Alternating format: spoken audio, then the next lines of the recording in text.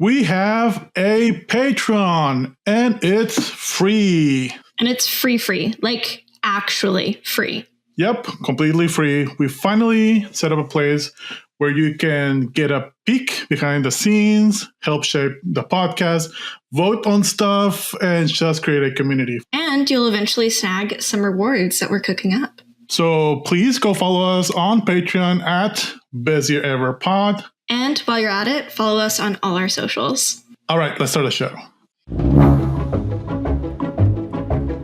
Welcome to Best Year Ever, a movie podcast where each week, one movie at a time, we'll attempt to answer this very important question. Was 2003 the best year ever for movies? I am your host, Jesús Gonzalez, and with me is the scallywag, salty, and ruthless Casey Glenn. Hi, Jesus. Hi, Casey. But we're not alone. We have two guests with us, the insightful, scholarly, the film bros, Steph and Alex. Wow. Hi, guys. Scholarly. Insightful. Oh my God. That. You know, It's great here. Casey and I famously do zero research. We just show up. We have very strong opinion, very little research. But I've listened to you guys enough to you guys do your homework. You research, you got fun facts, you compare music, which ruined it for me a little bit. We'll get to that. So I think it's appropriate. But welcome, guys. Can you tell a little bit about yourself? Thanks. Thank you. Steph, you want to introduce our little partnership for the people? I would love to. Well, thank you guys so much for having us on. This podcast is so fun. So we're so happy to be here. Number one, we're Steph and Alex. We host the podcast, The Film Bros. And it's a podcast where we discuss all the movies that we love, topics about movies, fun facts, behind the scenes, and everything in between. We try to be non-judgmental about everybody's film opinions. That's where we're different. We try real hard. We try and we judge. sometimes fail. No. Casey and I, judgy bitches, right here. Yeah, we're so happy to be here. Yeah, we That's often amazing. talk about years in film. Yeah. And 2003 always comes up for us, probably just generationally. Totally. I mean, so many of our favorite movies came out that year. Mhm. And there are other banger years. 1997, pretty banger. Such a good year. 1939. Whoa. Bad year for most things. Great year for movies. there are a lot What of happened? years you could What focus happened on. that might happen right now? I forget. What happened? Was it That big? might be happening. I don't know. Who's to say? But yeah, we very much concur with the whole concept of the best year ever because we have this conversation all the time. Yes. No, it's amazing that I reached out to you guys, and immediately you mentioned 2003 was a surprise to me. We've done a few movies from 1999, 1994, we're in 1984 right now. 97 hasn't come up, but that's a great year. 2003 hasn't really come up, but you guys immediately went there. It is, like you said, maybe generational. Mm-hmm. Our shtick is that I'm the old grumpy man. I'm the 40-year-old. Casey is the Gen Z. You guys are kind of in the middle. I think you're closer to we're Casey. right in the middle. We're Yes. smack dab in the middle. Closer to Casey. But no, so what movie are we talking about? I'm so glad you asked. So We're excited. talking about there it is. I brought a visual aid. We're talking Gladiator? about Pirates of the Caribbean, The Curse of the Black Pearl, the Gore Verbinski directed, Jerry Bruckheimer produced extravaganza of swashbucklery and awesomeness, and a movie that is extremely important to both me and Steph. So that's why it felt like a natural Absolutely. pick. Okay, you've done the best intro of any movie of this whole podcast. How dare you? Good. I'm In very our competitive very with your own prior podcast. guests. No, us Suck it. included. No, us included. No, us. I was telling Jesus before I went to go get the DVD for my shelf, and I had two, so I had to pick. Of course you did. I picked the fancier one with the fancy cardboard. Ooh, Alex- it's not just plastic. Alex has the most incredible physical media collection. You Ugh. cannot even believe the amount of beautiful, classic, actual physical media.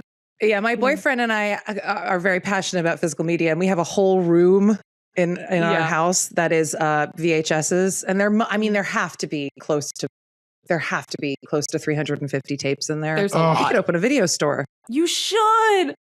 I'm so jealous. I was just telling Alex, I'm moving next month, so I've just sold all of my DVDs. I'm selling all of my stuff. This bookshelf right behind me is already kind of emptying. Casey might have grabbed all of my Marvel stuff. I did.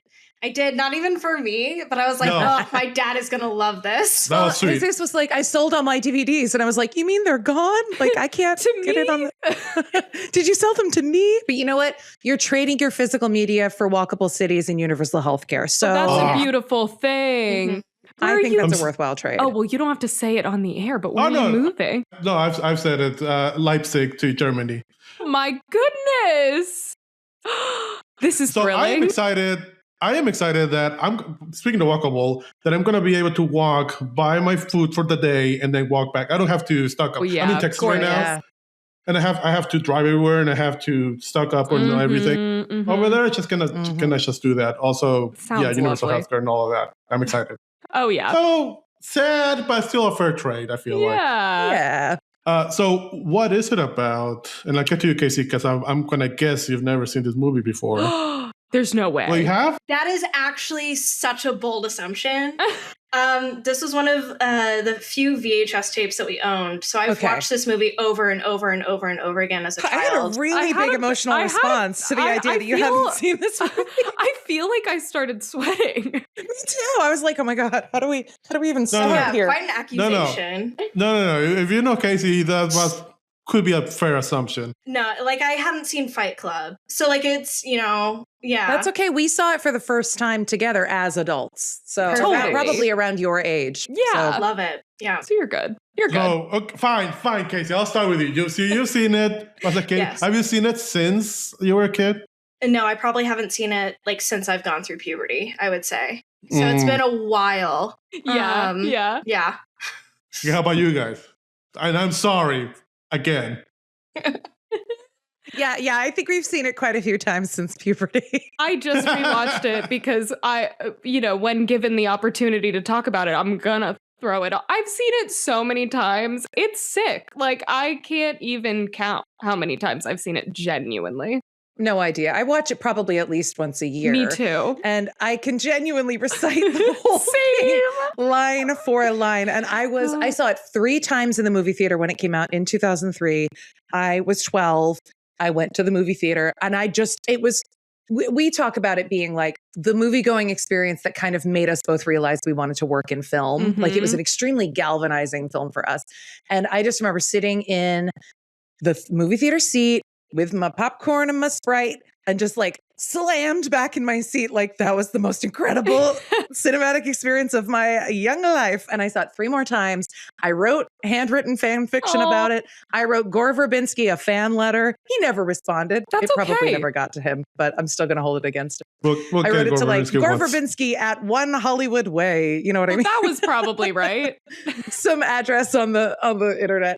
And I got the DVD as soon as it came out. I watched all the DVD extras obsessively. The commentary with Keira Knightley and Jack Davenport is one of the best things on planet Earth. And I watch it so often. Yeah, because one, I genuinely think it's an incredibly well-made film. And I'm sure we'll get into why, but also because it feels like a direct line with my 12-year-old self that suddenly realized they wanted to work in movies. So it's a way to connect with like nostalgically with my inner child and also celebrate what I think is genuinely a really phenomenal piece of art. Well said. That's amazing. Beautiful. Well, I don't like it. I'm just kidding. If anyone is about to say they don't like it, we can't emotionally handle it. I will be very upset. No. We're going to fight. Okay. We'll fight. I like it. I love it. But there's a but. Okay, I'm thrilled. I think because I have controversial opinions sometimes, hot takes. The trilogy, the Pirates of the Caribbean trilogy. I rarely watch the 4th and the 5th one. The trilogy is one of the best trilogies ever made. Like it's up there with Lord of the Rings, Star Wars. Like it's Godfather. Yeah, it's up there. My favorite movie, and I would say easily top 10, maybe sometimes top 5, is At World's End, the third one. That is a hot take. That is a hot take. I fucking love the way you talk about this movie is the way I feel about At World's End. Oh my god. I watched that movie over and over and over. Oh. I know the lines of that movie. I haven't seen the Curse of the Black Pearl in probably 10 years. Yeah. Why do you love World's End so much? What is it about it? Is it Davy Jones? No, there's a lot of that of Davy Jones, and it's peak CGI, and also Incredible. One of the big reasons why CGI looks the way it looks now. But I don't know. I always cry when Elizabeth and Will get married. That scene is really good. We love that scene. Spoilers. Calypso, the mythology, it's very campy. It's everything that makes Curse of the Black Pearl great, but to the 11th degree. Like it dials it up so much. It has the same elements. It has a very similar elements. Yeah. The second one is you have to watch it to watch the third one. For sure. Yeah, it's really a stepping stone. Yeah, the second one. Yeah. It's too long, the second one too. It's a little long. But I feel like that's not a hot take. I feel like that's people think that. But yeah, and because I hadn't watched Curse of the Black Pearl in a while, I think I was too distracted by The Matrix in 2003 because I loved Revelations Revolution. Fair. That's totally. One, speaking of great trilogies, like also The Matrix.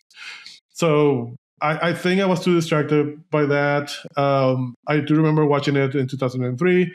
I don't remember immediately having that emotional reaction to that movie. Because I was waiting for it was about to be 2005, so I was in the middle of Star Wars stuff. So also that. Sure. Yeah. For sure. What a time. I remember it well. I know. What a time. What a time. What a time to be alive. Things that Casey cannot relate. Casey, what year were you born, if you don't mind me asking? Oh, God. 1999. I was like, okay. That's right. She's a baby. Anything before 2000. She's a baby. Yeah. I thought you were going to say anything before 9/11, but that to me is like you were born after it happened. Oh, yeah, okay. That's fair. Yeah. Well, no memories of it, but was born. Was before alive. It. Yeah. Yeah. No, we've It happened when I talk to a young person. Do you always bring up comes that? up. I don't mean to. It just sort of happens. No, it's like we talk about it. Yeah, it was a pivotal moment. Totally. No, I feel like it was also like a binding moment. Sorry, there was this one time. My friend was asking the question. She was like, what is one historical moment that you would go back and relive? And for whatever reason, I was like 9/11. Because I feel like it's something that everybody connects to, has memories of. It's a shared experience. And I was like, no fucking clue. I don't have that. We talk about it because we've seen movies from 1999 and a few of them in New York, and you see the Twin Towers, and Casey's like, that's very weird to me. Yeah. I've never seen that. It's a jump scare. It's weird. I get that. Yeah, it's weird to us too, in a way. You know what? The funny thing is, full circle, my genuine answer to that question of if you could go back in time to any historical what would event, it be? I literally always say the 2003 Disneyland red carpet premiere of Pirates of the Caribbean, The Curse of the Black Pearl. No, you guys don't understand. I am obsessed with this event. It happened at Disneyland. It was one of the longest red carpets in history. It was a 6-hour premiere in which the most random celebrities were there. Gary Busey was there. It featured people dressed like pirates and people in jeans and crop tops because 2003 was insane for movie premieres. It's coming back. They would watch the red carpet. Everybody got interviewed, and then they got to go off with cast Disney park employees and ride rides for 2 hours while they set up the screen on Tom Sawyer Island. And then Johnny Depp and Keira Knightley and Gore Verbinski and Orlando Bloom and Jerry Bruckheimer rode across the river on rafts to be introduced, and then they screened the film outside where Fantasmic happens. And anytime anyone's like, if you could go back in time, I'm like, wait a minute. That's the one. The 2003 red carpet of Pirates of the Caribbean. I mean, to be fair, beautiful. that sounds fire. It's incredible. Fascinating. And you can watch like 45 minutes of B-roll from a Japanese media company of it on YouTube. And I have. And you have watched all 45 I sure minutes. have. We're going to put the links in the description. We'll 100% do that. Because I'm going to watch them. Just do yourselves a favor and look up what everybody was wearing to that event. And that is reason enough to be obsessed with it. So good. Everyone wanted to be a pirate. Any connection to the original? Because I remember the original ride.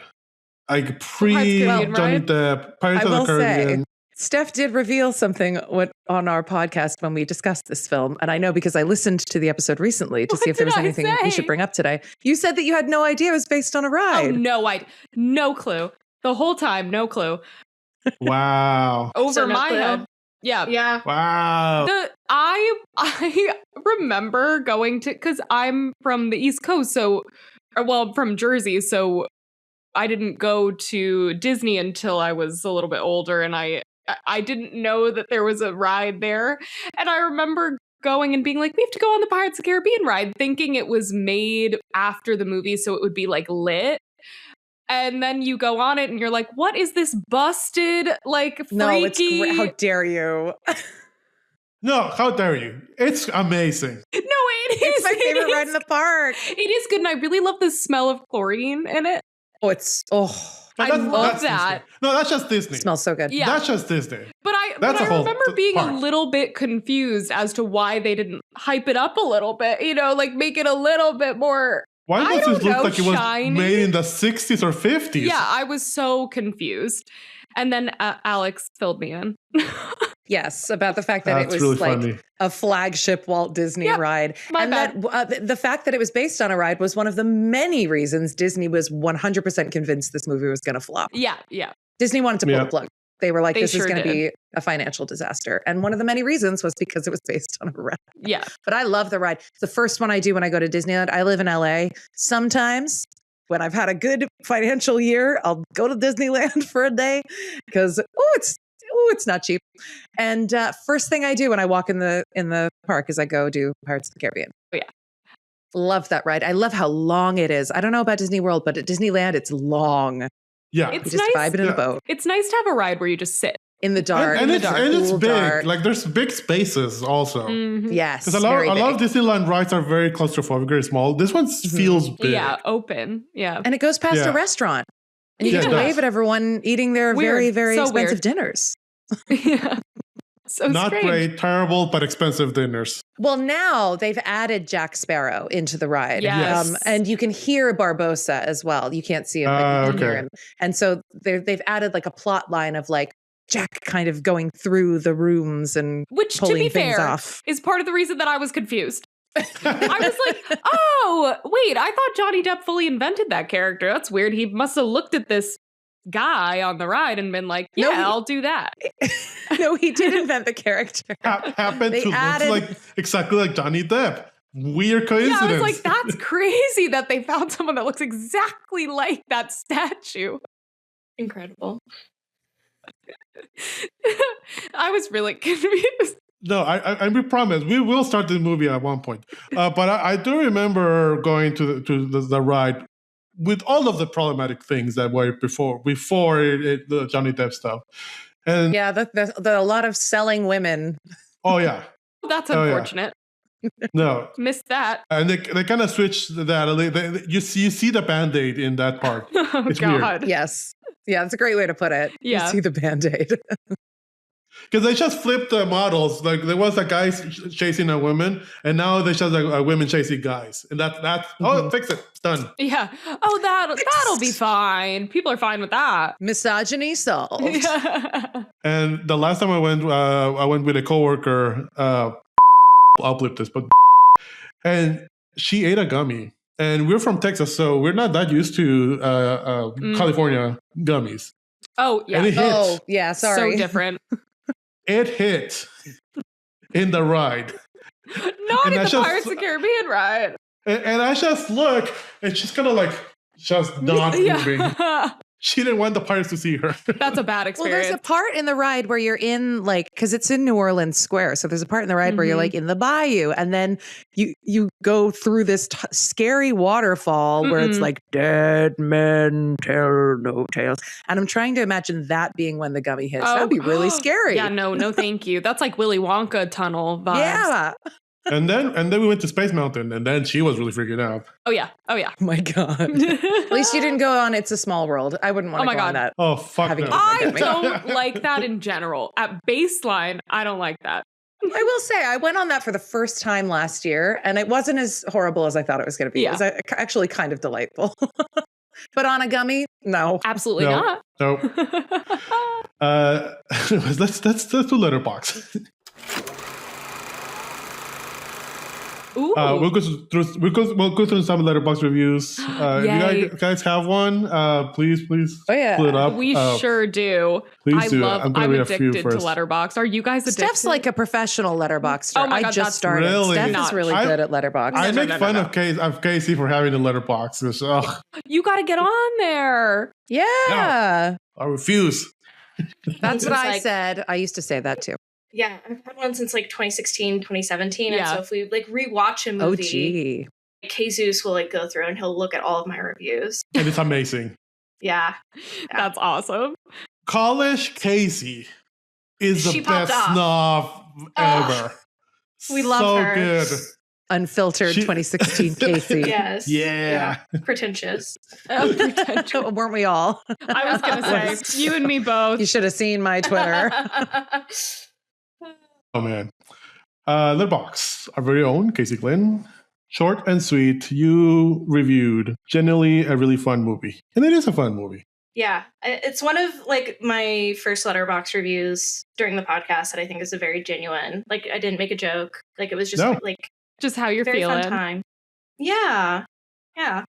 Nice. I was surprised, and that's why I thought this was your first time watching this movie, because I thought so Casey usually doesn't like cheesy over the top movies, and this is a kind of cheesy over the top movie, but it's very earnest. It's earnest. Yeah, it is. I don't know if it is. It totally is. It's so earnest. Are you kidding me? Well, Disney didn't even want it made. It was a letter of love. No, wait, but I kind of say they wink at the camera a lot. It's not like they're a lot of times they play the drama in a Ryan Reynolds way. No. Yeah. It's not Marvelized. It's not in a Marvel way, but it is campy, and I was surprised in a good way. I'm not saying bad things. I feel attacked, first of all. Sorry. I'm like, that's my son. How dare you? How dare that you? That is my child. I birthed it. Before we get to Yaza's review, I'm gonna read a few. There's a lot of 4 and 5 and Hearts reviews. Like people fucking love this movie. I bet. This 4-star review in Heart. They don't make movies sexy and fun like this anymore. I agree. So true. Sexy and so fun. I kind of on a journey to let's bring horny back to the movies. Movies right now, I agree with you. Are not horny. We've been watching movies from the 80s and 90s, and they're fucking horny. So horny. Yeah, 100%. Especially 1999. 1999 was a horny year. Everyone People was so are amped afraid up to kiss in movies now. Like, what the fuck? No, I know. It's okay. Gotten so puritanical. We've talked even about the ones this. that are, even the movies that are sexual in nature don't feel horny. Yeah. Don't feel horny. There's a difference. There's no pining. Burning. Aching. I need them to not kiss until the very end. I need one of them to be wrapping a piece of skirt around the other one's ripped up hand. Yes. Damn it. One of Casey's favorite movies, we did a bunch of reviews of our favorite movies. And one of her favorite movies is A Phantom Thread. Oh, I love Phantom Thread. Yeah. I've never seen it before. Oh, it's so slow. I love it. It's such a you guys need to watch it for your podcast. Oh, it's such so a fucking horny. No, it's it's Alex, this is your top tier, like, will they, won't they, horn dogs. Like, it is up your alley. You tell me that before. Yeah. I mean, So, Steph, it's also bizarre. That's a way to get me to watch a movie. It is very Steph, without giving too much away. Oh. Is it is it a toxic relationship or is it a happy ending? What do you mean? How could you possibly think that's... you. Toxic. What? It's Paul Thomas Anderson. But Casey thinks it's a happy ending. Yes, it's an absolutely happy ending. No, it's not. For them. It's not. It's a toxic see what relationship. You're saying. I get what you're saying, but I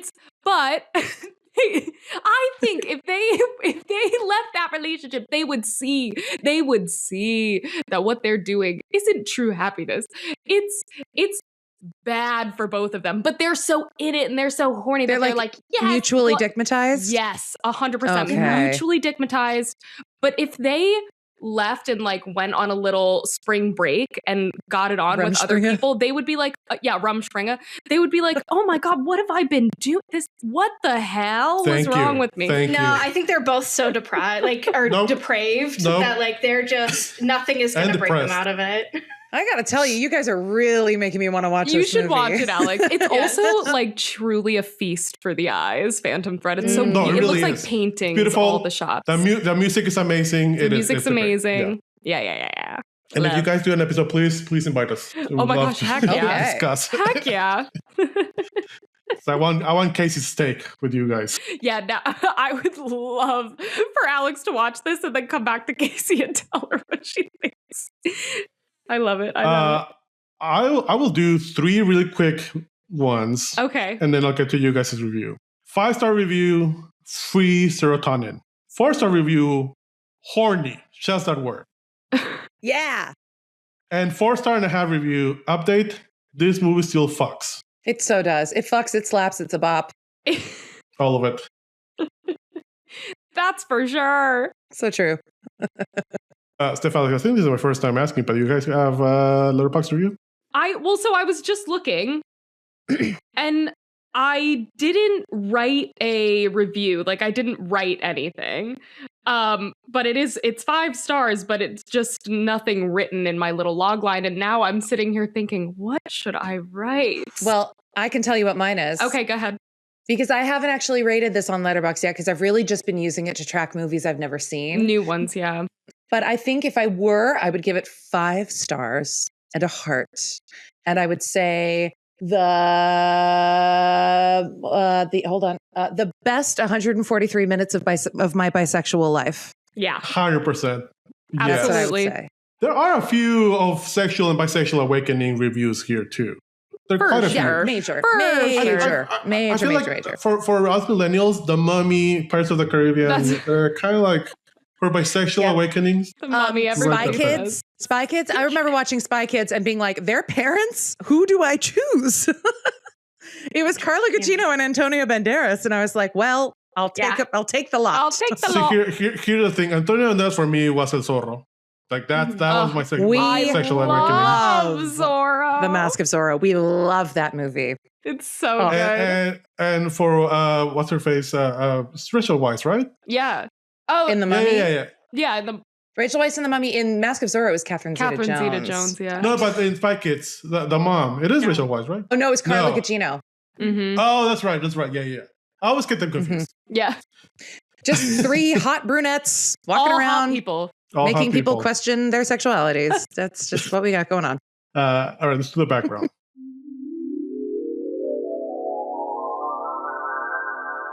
Pirates of the Caribbean, Curse of the Black Pearl.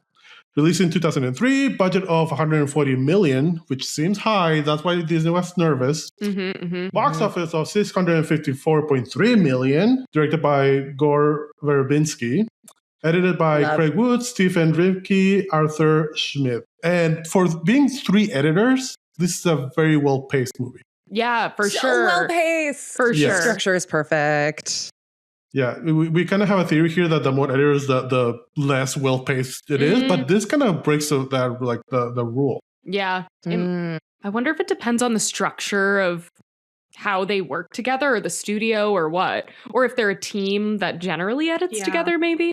Yeah, because a lot of times maybe it has to do with the director. Music not by Hans Zimmer, music by Klaus Badelt. Not technically, but kind of. Do you know the story behind that?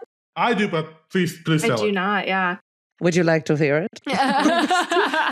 So Hans Zimmer said in a few interviews, Hans Zimmer, the great Hans Zimmer, obviously, who has composed some of the greatest scores of all time, including Gladiator, which was definitely some workshopping for this. It is basically so similar. It's so similar. So they wanted Hans Zimmer to do the score, but Hans Zimmer had already signed up to do The Last Samurai, the Tom Cruise movie, and it was a conflict of interest. Contractually, he could not do this. So Hans Zimmer has this school of composers, this like house in London where he sort of brings up proteges and they work together, and it sometimes sounds like a little bit of a factory and sometimes sounds like a little bit of an academy. It's though somebody needs to write like a history of this of this thing. So he went to one of his proteges, Klaus Badelt, and he said, all right, you're going to have to do this. But you can hear in the score that parts of the Gladiator score have definitely been used as probably test scoring or just heavy influence on Klaus Badelt. And he did the score in like a week. It was some sort of really quick turnover. He only had keys to do it, really. So a lot of it is digital. And then you'll notice that in all the sequels, Hans Zimmer is the composer.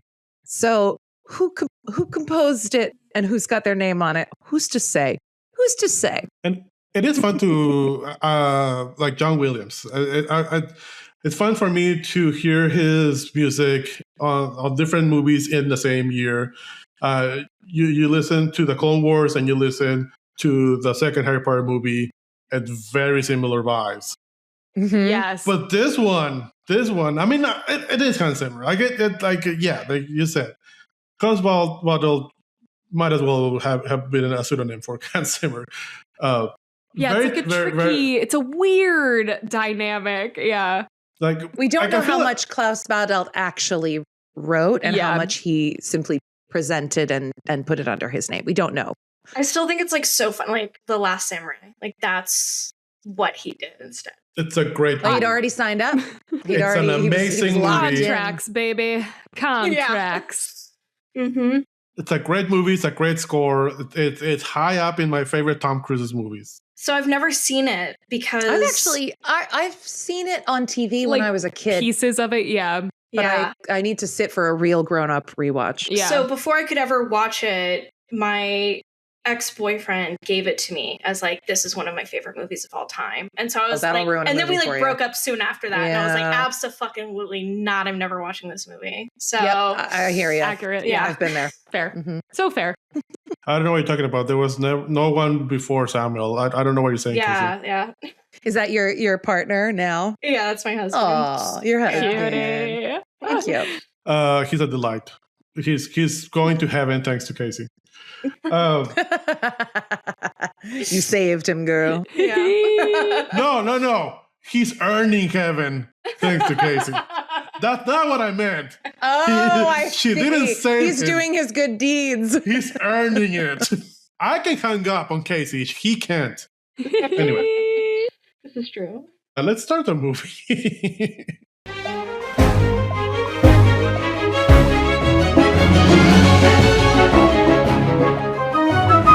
No, this is great. I love tangents, and I love starting the movie an hour after we started the podcast. we do the same thing. We always are like, and it's 45 minutes. Feels all right. accurate. Yeah. We start with Smoke and Ash, and I love just the entrance of the very stylized, campy, amazing, and very stylized Pirates of the Caribbean logo.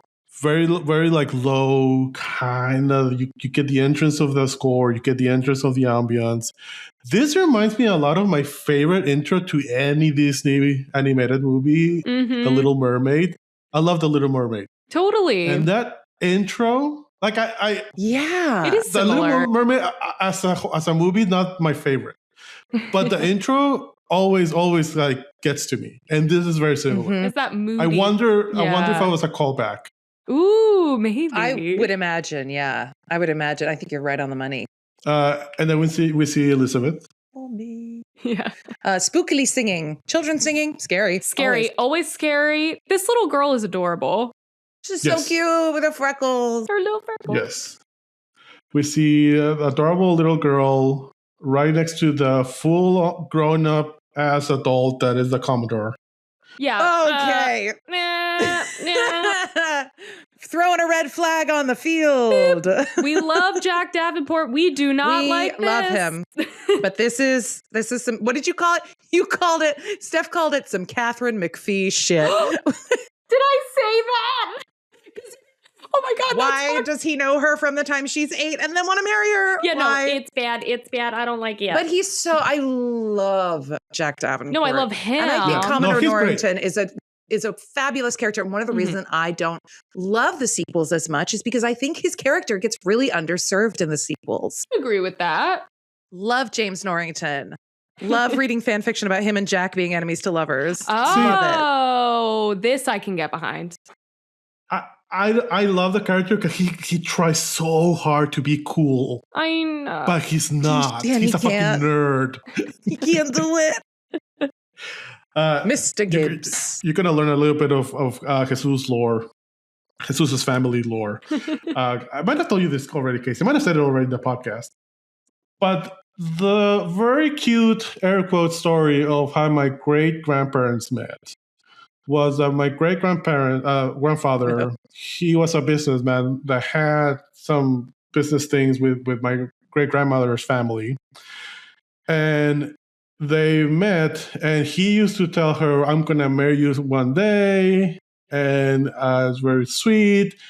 And when he used to hold her up and throw her to the air because she was a kid and he was an adult. I'm scared. Mom, come pick me up. I'm scared. So many grandparents' stories are like that. I know it. Many. It's wild. The it's further wild. back and then, you go, the worse it gets. It's bad. And then they reconnected. This is during the Mexican Revolution. And my family had a lot of money, emphasis on had. And to escape the revolution, they went to El Paso. And my family knows the streets where they reconnected. And my great-grandmother was in her horse-pulled carriage, saw him, and they kind of reconnected. They married right away. She was 16. He was 44. Oh my God, I gasped. God, I'm really trying to root for your grandparents, Jesus. I'm trying so hard. Judge. It's okay. They had 13 kids. At least he's probably 17 while she's 10. That's too many. Which is still bad. Yeah, still bad. right. But then at least when they're adults, it's less. No, it's still bad. And the only reason they stopped having kids is he died pretty young, fairly young. Well, that'll happen when you're 30 years older than your wife. Well, yeah, now won't it? Yeah. Shocker. Anyway, immediately thought about that. Oh God. Yeah, that intro scene, I'm always like, skip. Step away from the underage Get girl. away from the child. Get away. And I mean, Keira Knightley, at least they wait to Keira Knightley to make that romantic, or not romantic, but Yeah. marriage proposal thing. Yeah. But she was still pretty young. Keira Knightley, 17? She turned 18 on set. Yeah. Which is wild. Because she obviously looks very young, but I would have never thought, even when I was that age watching it, I wouldn't have thought she was quite that young in these movies. No, nor I. Yeah. Well, if you really want to ruin a movie, Love Actually, she's married to a grown adult at 17. Yeah. Totally. At 17. Totally. It's wild. Yep. We got to stop doing that to her. Stop. Yeah. We really do. And she's singing creepily. She spots little baby Will Turner, also adorable kid. She sees the Black Pearl. At first, I'm like, is that the Black Pearl or is that Davy Jones's ship? I was kind of a little bit, but yeah, he confirms it later. Yeah. But I did like that they kind of feed the magic slowly. It's not magical right away. Agree. No, they really know how to bury the lead. Mm-hmm. Yeah. Very Jaws. You don't see the shark right away. Yeah. It's and once you have magic, now you're in magic realm. I love how it's legends, it's pirate legends. So she sees Will and then sees the medallion, and she's like, "Oh, he's a pirate. They're gonna kill him." So she Will Turner. Will Turner. Will Turner. That kid had performance of a lifetime. He had one line and he was going to work it. He took it to the bank, baby. We'll turn up. I'm not saying anything, but we do have awards, and one of them is worst actor ever. So just keep that in mind. No, he was a great actor. Great little actor. He was great. He killed that. Let's see. I'm going to think about the worst actor ever in this movie. I'm sure I can come up with one. Although I someone in my head. I'm sure there is someone. I'll think of it when it comes. Yeah. We also meet Mr. Gibbs. I forgot we met him so early on. Love Joshua Gibbs. Love that him. man. I mean, he's Shmee, right? Like, he's just Shmee. Yeah, totally. We jump some years in the future.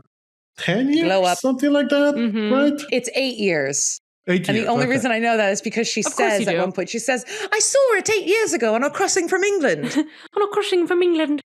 On a crossing from England. I saw it 8 years ago. I love doing Keira Knightley. I love her. You're right. I gave her way too much jaw movement. You had to give her less jaw movement. Great I love her. I love her. Yeah, no, we do this with love. We love her. I'm just really good at one specific accent. Yeah. Bring it down. That one. It's this one. Oh, yours. The current one. It is very good. Yes, the current one. It is very good. Thank you. Casey hates it because I've said this so many times. I've said it during client calls. I bet they love it. Listen, when a joke works, you just keep hitting the nail. Oh, yeah. And if it doesn't work, you laugh yourself, and somehow it works for yourself. You're having a great time. I'm having a great time. Orlando Bloom's Will Turner, grown up-ish. Spoon. Has anyone ever looked never in their life cuter? Never. Like, I think we both were like, no, I had a problem. Like I had a problem with my obsession with this man in this movie, and I still love a ponytail, and it's his fault. I could never get into it, which is kind of crazy. You gotta get into the ponytail. No, but like any movie we watch, I will find one person where I'm like, I gotta be with him. Totally. We do that too. We do that too. That's how we watch movies as well. Relatable. I got nobody. I had nobody in this movie for me. You know who's my man? I hate to say it. That's my man right there, Captain Jack Sparrow. Were you a Jack Sparrow over Orlando? Yeah. Well, I told you. So I came into this movie like, I'm seeing this movie because I have a life-size cardboard cutout of Legolas, and Orlando Bloom is the love of my life. Yeah. And then I saw this movie, and Will, God love him, is such a wet fucking blanket. Okay. This whole movie that I was like, nah, it's not doing it for me. Who's Jack Sparrow? And now he's a lifelong fictional crush. Okay, so Legolas, Will Turner, where are we at? Oh, Will Turner way above Legolas for me. Legolas way above Will Turner for me. This is crazy. We're fighting. No, I would agree. You're crazy. First of all, I have learned that I still don't like Orlando Bloom. Like I still don't. I'm not drawn to him. That's fair. In the slightest. But if I had to pick, it would be Legolas over. He's just so pretty in a wig. Yes. Yeah. But I think it was also my mom was so obsessed with him. She was like, "Oh my god, Orlando Bloom, swoon!" And I was just like, "This guy is not it." Like, yep, that'll do it. Yeah. That little mustache is not the vibe. Oh, he's got these big brown puppy dog eyes, and he's so in love with Elizabeth, and they're not saying anything, and he's just looking at her. Oh, horny. There's not enough toxicity there for Casey to like that. Yeah, that's what it is. Yeah. You know what, Casey? You and Steph, you guys should talk sometime. Tell you, yeah. You know what? Yeah, I do have the same issue at times, but it's funny because when I was younger, I just was so beyond obsessed with Orlando Bloom. Like I can't accurately describe. You know, when you're a teenager and there's just the amount of obsession that you have over a particular character or person is just beyond. Like you should be jailed. It's like the most powerful feeling in the world. Yeah, like that was Will Turner for me, and I just thought about it all the time, and I just can't get it, you know. I will have to agree with Casey. I don't have a crush on this movie. I really don't. Like, I have a crush on everyone in this movie, including Barbosa. Alex, what's wrong with us? Well, I was going to say Barbosa is maybe him. Barbosa is kind of more... Jesus, you're kind of right here. Like, I kind of have to agree with you. I don't know why. Like Casey knows... I torture Casey early on in the podcast with Legends of the Fall, and she knows the crush that I had on Brad Pitt. Legends of the Fall, Brad Pitt. So fair. Like, Legends of the Fall, Brad Pitt. That's a trigger warning to mention Legends of the Fall. I'm sorry. I'm sick. Trigger warning. Trigger warning, Legends of the Fall. That's okay. Me and Steph like have the crushes covered in this movie. Perfect. We got you guys. You don't have to have a crush on anybody because we have a crush on everybody. 100%. And they're really, really intense. So we got it covered. To the point of annoyance. Speaking of crushes, Elizabeth is trying on a corset that's crushing her ribs. Segue. There you go. Hey. You did your best. That was good. No, I got it. Well, the women in London must have learned not to breathe. Not to breathe. I have that written down, dude. Like, I love that. There's great quotes here. I so forgot how many really good quotes are there here. Are. But yeah, she can't breathe. She's struggling, which will come back later. Then Will's there, and we get the obligatory coming down the stairs, Elizabeth. Cinderella. Oh, You're beautiful. I love this. She has there's so many teeth. So many teeth, and she has a plate on her head. Mm-hmm. It was a a Luke. historically accurate plate. Yeah, it was a Luke. Wow. It was a Luke. It was a look. One of Casey's favorite movies is Howl's Moving Castle, and talk about yearning and pining and horniness. Are you kidding me? The greatest love story ever told. Hello. But also the hats. Yeah, the hats. The hats are good. Good hats. So after this cute, it's kind of a meet cute for us, not for them. But it is kind of like establishing there's something there. There's a crush there. I love what he says. At least once more with Swan. At least once so good. Swan. That's great. That's amazing. We got the whole movie memorized. Yeah, don't worry. Do you need a line? I was looking at my notes. Like, I don't need the notes. Whatever. Throw them out. And Jonathan Pryce is her dad, and I He's love him. great. I love how he's like, "No, you will not have a crush on the blacksmith. Let's go.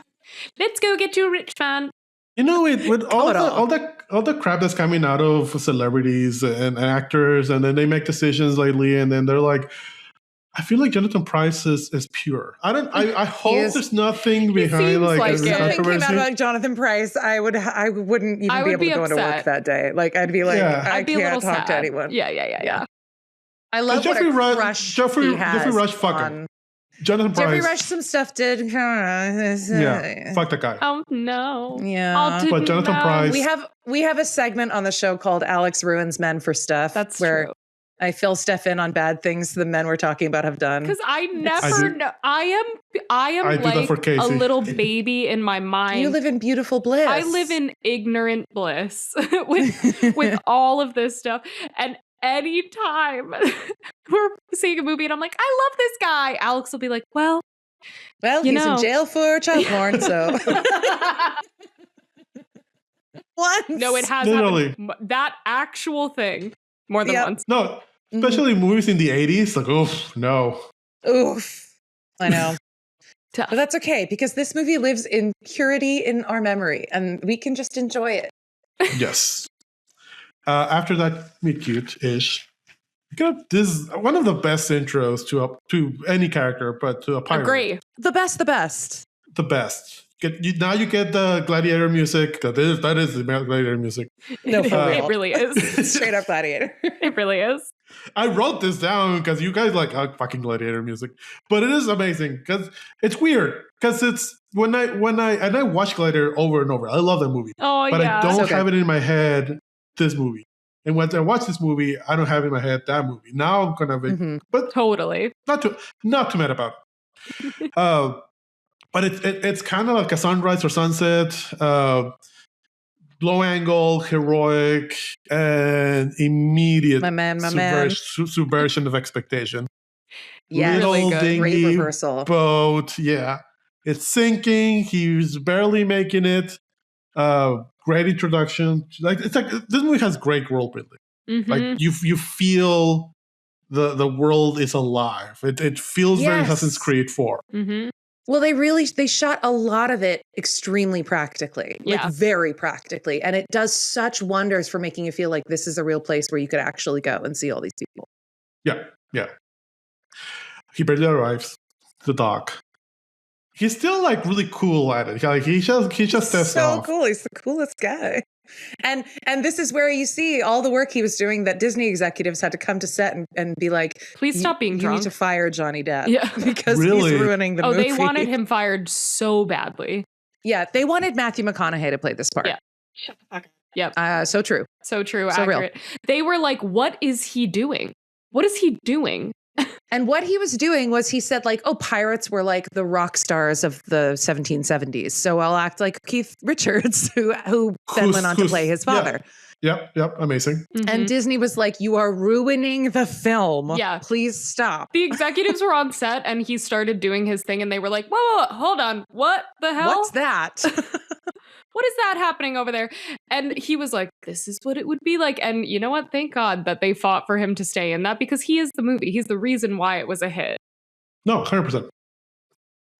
And Johnny Depp wasn't really Johnny Depp at the time, right? Like I feel like he wasn't a Depp. Oh, no, he was. He was massive. And the reason I know that is because when I went to see, I was at the movie theater with my mom and a teaser for this movie came on where it said like the names of the people in it. And I was like, Orlando Bloom. And then Johnny Depp's name came up and I was like, who's Johnny Depp? And my mom went, oh, wait till you find out. Yeah. Because he was, I mean, a massive Tim Burton guy. He was Edward Scissorhands. He had already won. Well, he was in What's Eating Gilbert Grape. He was in Benny and June. He was a very, very famous,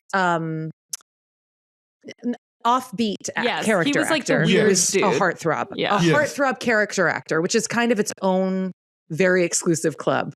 Yeah. Well, okay. Yeah. So I guess my question or my memory of Johnny Depp at the time was that like he was really, really big in the early mid 90s. Yeah. By the late 90s and early 2000s, it wasn't a dip, but he wasn't like Johnny Depp. And then after this, he kind of launched him more mainstream. Yeah. But he was never like Robert Downey Jr. before Iron Man. Like nobody really wanted to work with him. He wasn't that low in status of like Hollywood status. But he was famous for his off-camera antics. He was famous for being part of Young Hollywood and like getting engaged to Winona Ryder and getting I Love Winona tattooed on his arm and like being with River. Oh my God. Being with River Phoenix when River Phoenix overdosed and like he was out. He was oot in a boot and like being engaged to Jennifer Grey also like in the same year that she was engaged to Matthew Broderick and like he was out there being a menace. He was a playboy. Yeah. Casey's learning all of this. This is new lore for Casey. Only some of it. I love celebrity gossip. Me too. Who doesn't?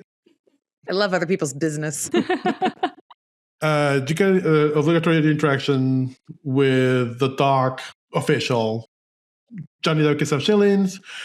Then we meet the C-3PO and R2-D2 of the trilogy. That's amazing. Murtaugh and I don't even know their names.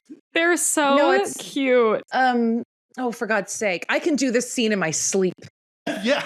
I won't because that's not what you're paying to hear, but I could. Yeah. They're not paying anything, so it's fine. What's funny about this trilogy is that we have these two R2-D2 and R2-3PO characters, but we also have the like the dark side of them with Dragon and Pinto. And I love that dynamic. True. Yeah, I mean, it's Akira Kurosawa. It's a hero's journey. Like it goes back to that. Mm-hmm. So fun. I'll come up with the other one's name. It'll happen. Yeah, it's gonna come to you. C-3PO. Wait, which one's more talk? R2-D2 or C-3PO? Because I can definitely tell which one's which. Yeah. Murtaugh is the stockier one. Murtaugh's the one that's like, you've seen a ship with black sails that's crewed by the damned and captained by a man so evil that hell itself spat him back out. I've seen a ship with black sails. Oh, and no ship that's not crewed by the damned and captained by a man so evil that hell itself spat him back out could possibly have black sails. Therefore, couldn't possibly be any other ship than the Black Pearl. Is that what you're saying? Sorry. Something just happened. No, I'm really sorry. No, yes. I'm definitely paying for this. I'm gonna vendor you guys after this. No, I was gonna say there's some exposition. Is it Mulroy? Yes. Got you. We get some exposition dump, but we just heard it. Everything.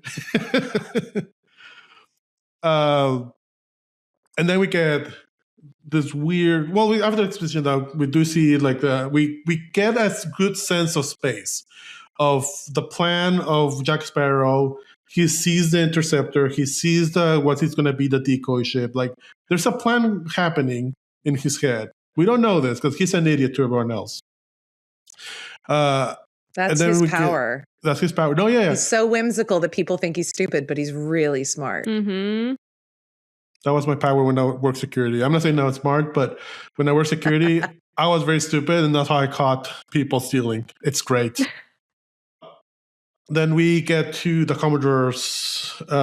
Is it an inauguration or celebration or whatever? It's a promotion. He's becoming a promotion ceremony. Yeah. Yeah, there's a whole. Yeah, exactly. There's a whole ceremony. Everyone's excited about that. Is it a big deal? I don't know. Jack Davenport said he spent like months studying naval history and learning all these tricks of the sword. And the one time he got to do the trick, it's blurry in the background of somebody else's shot.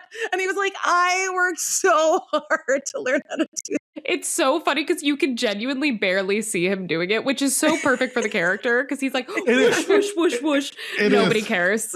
Can't be the sexy guy no matter how hard he tries. Nobody cares. But with the promotion, he feels that he's ready to propose to Elizabeth. She's dying. She's being crushed. She's having a bad day. That like is ingrained in my too. brain. And it's like, I think as a child, like I was just confused about why she was having trouble breathing. Like I was like, how could it be what she's wearing? Yeah. I was like, is she having a panic attack? Does she really not want to get engaged to him? Like, yes, I just was all going of the above. through. Yes. And I just was so concerned about her. So, like, watching this again and seeing that they tied her too tight, I get really mad. I'm like, why did y'all do that to her? Yeah. Like, you made her suffer, and for what? Totally. And she falls off the thing. It's so She sad. falls off the thing. Fall is scary. I know. Yeah. It's also really funny because he doesn't realize she's fallen and he keeps talking. Elizabeth! And he's going to be all gallant and he starts taking his jacket off like he's going to jump in after her. So it's a miracle she missed them. Oh my God, Steph. We have to stop. No, please, don't stop. It's like so ingrained. I don't even realize. And then it cuts to Jack Sparrow talking to Murtaugh and Mulroy. He's telling them the story, and all we hear of the story is he goes, and then they made me hit their chief. And we see that. We see that in the later films. That does happen later. So it means it's happened to him more than once. Hilarious. I believe that. Hilarious. But yeah, she falls with the medallion conveniently, and that medallion kind of signals in the sea. That's spooky. Cool. Really and you see 3PO and R2D2 are like, what the fuck was that? Yeah. I call bullshit on this one a little bit. on the signaling?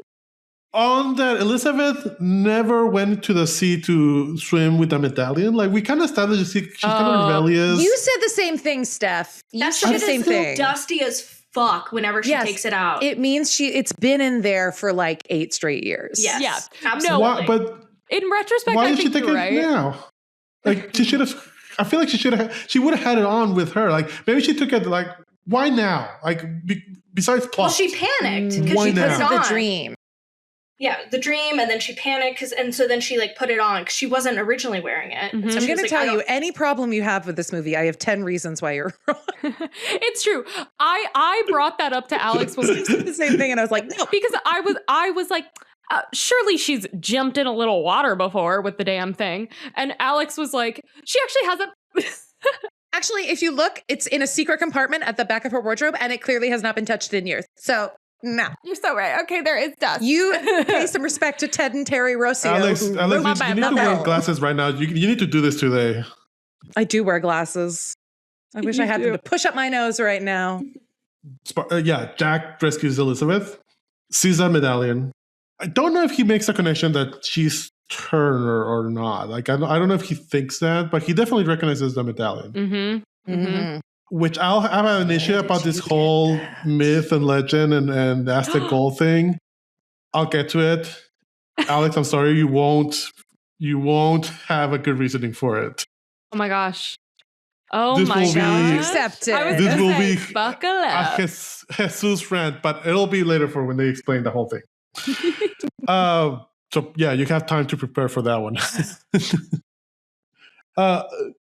The Commodore being an asshole, also the Governor, they're both assholes. They're like, kill this man. He's a pirate. They're doing their best under the code of conduct that they understand. Yeah.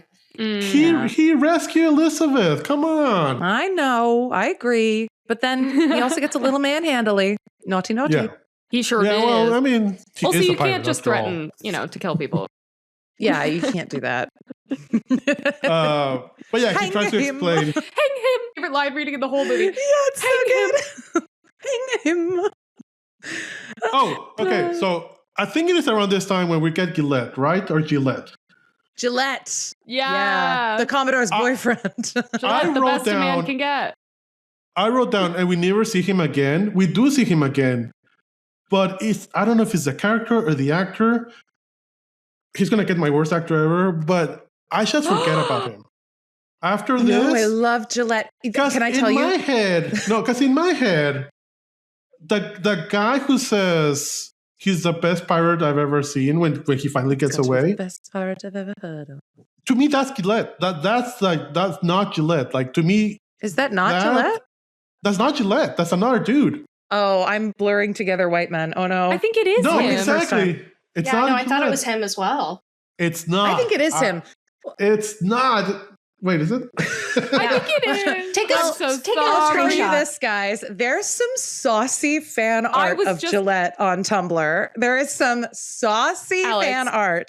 Gillette has fans. So glad you brought that up because don't you feel like he and Commodore Norrington are sharing just a few sparks? He Are wouldn't they? let him jump in to save his That's girlfriend what because I'm he didn't want anything bad to saying. happen to him because he's Yeah. in love with him. I think so.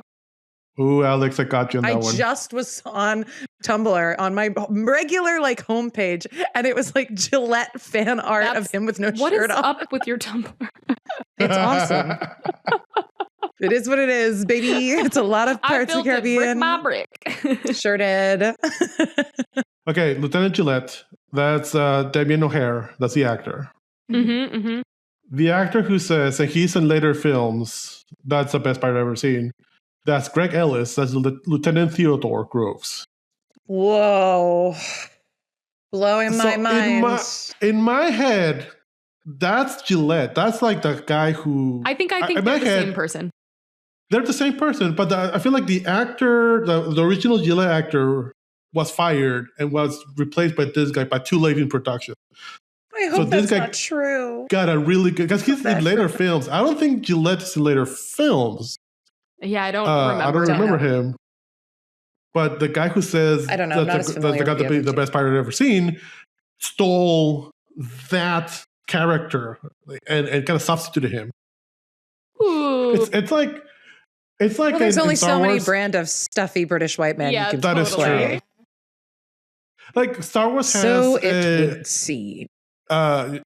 Star Wars has Wedge Antilles. Wedge Antilles is all of the films. He's Ewan McGregor's, the actor Ewan McGregor's uncle. Wedge Antilles, there's a fake Wedge Antilles in one of the Star Wars movies, and the actor got fired, and they hired the actor who portrayed Wedge Antilles in the other movies. Yeah. So I feel like there's something similar here. Because it feels like it's the same character. Could be. Interesting. Could be. Someone come forward with the truth. Yeah. Please.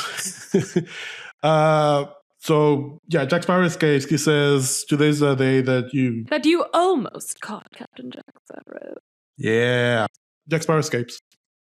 He's in the town, and then we get to the blacksmith Chop. Is he a Chop? Yeah, I would say so. Studio. It's not a studio. shop. With his drunk, barely functional blacksmith boss who sucks and doesn't actually do anything. Because he gets the credit for the sword, but it's obvious that Will Turner made the Exactly. sword. Yeah. Great character building. Yeah. But Will says nothing because he's a kid. He's Yeah, what do we say? 17, 16? Maybe? I think so. Yeah, he's the same age as Elizabeth, I think. Yeah. Jack Sparrow comes in, moves the thing. I hate that he pokes the poor donkey. I know. Will comes in. Jack kind of hides.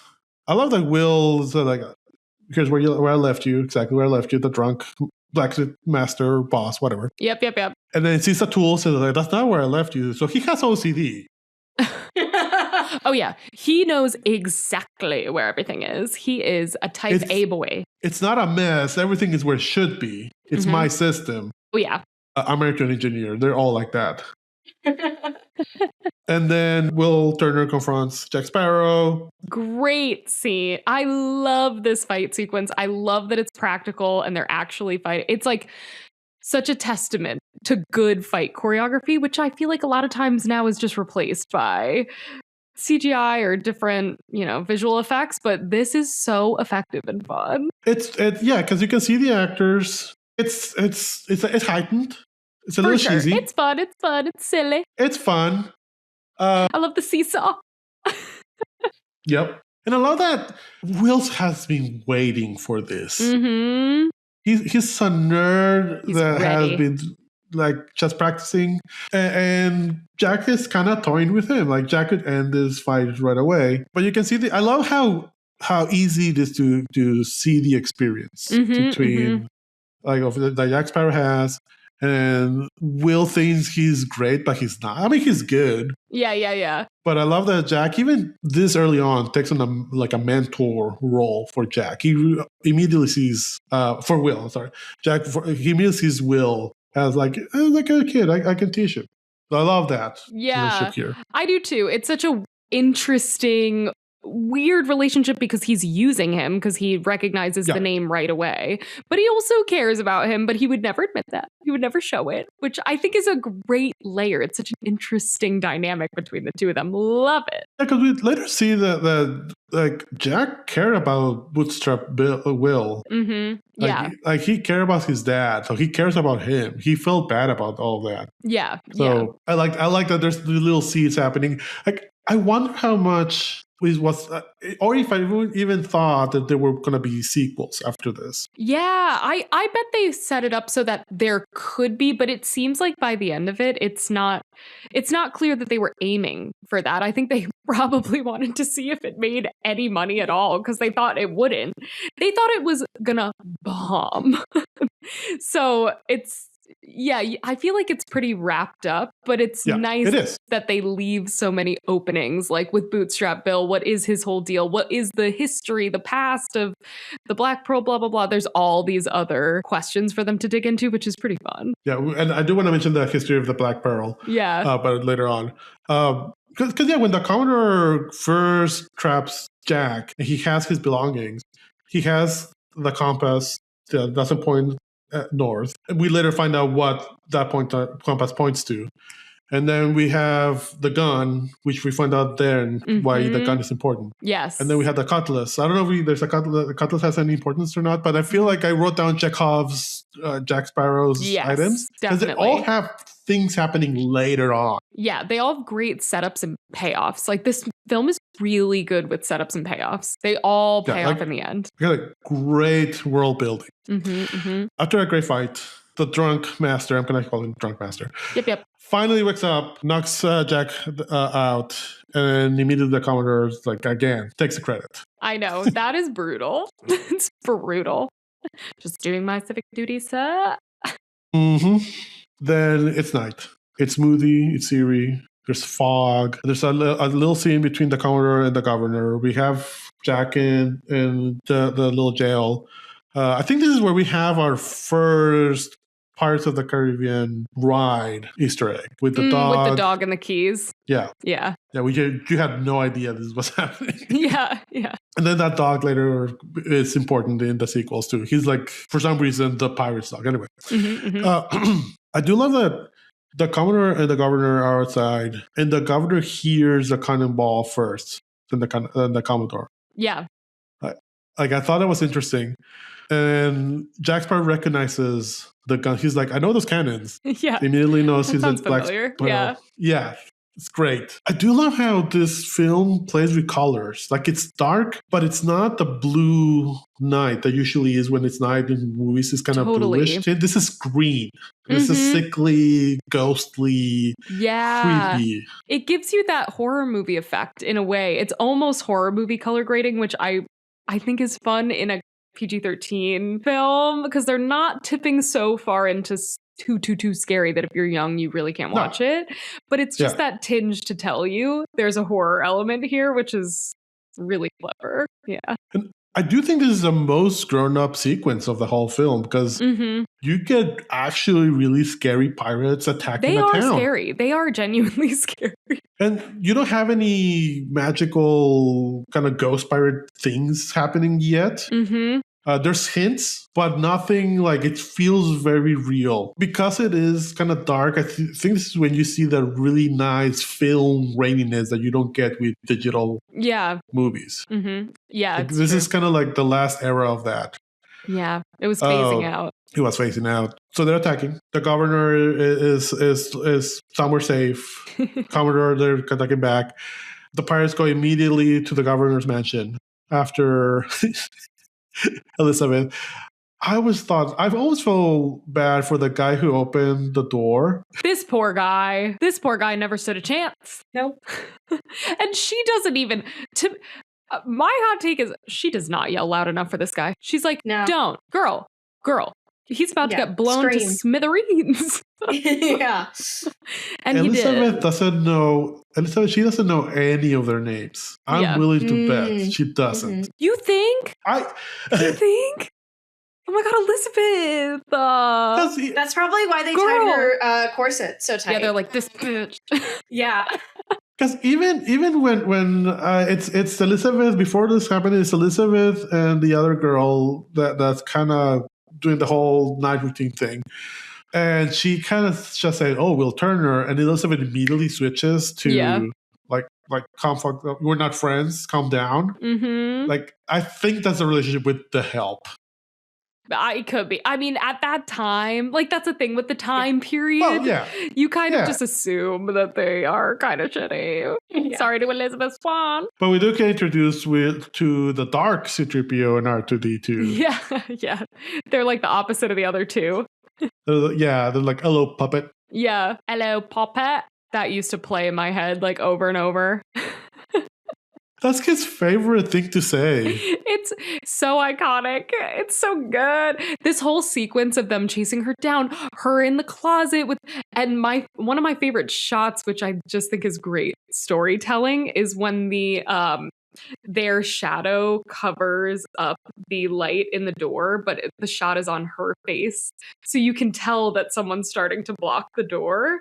And it's such good filmmaking. It's such fun storytelling. And then, of course, there's the hello puppet, which when I was a little kid, because I really was pretty young when this movie came out, that scared the bejesus out of me. I was so scared of these two. And I really didn't like that his eye popped out. Really didn't like that. Still don't love it. Don't love the fork to the eye. No. Also, it's a wooden eye. He says that there's like... splintering. My poor man. But you know what? Okay, they're supposed to not be able to feel anything. That's the thing I was going to mention. So why does he feel that? It's selective. It's selective. But you know what? It's fun. It's all for fun. Yeah. And we're getting grown up. Because here, where there's a scuffle between that guy with the fake guy... Raggedy. I love the names, Raggedy and Pinto. They're so fun. The scuffle with Raggedy, and it kind of has some ash over his face, and he reacts to that. Like, okay, so does occurs. Does it make you feel pain? And like, is that a thing? But then, spoilers, when Barbosa gets shot and killed, he says, "I feel." Yeah, that's what. Cold. So, maybe it's a psychological do they feel pain? Thing. Yeah. Maybe it was just like, or maybe, maybe they do when they're in, maybe when they're in the moonlight and they're skeletons, they don't feel anything. But when they're in the dark or out of the moonlight, they do feel things. Alex, do you think it makes sense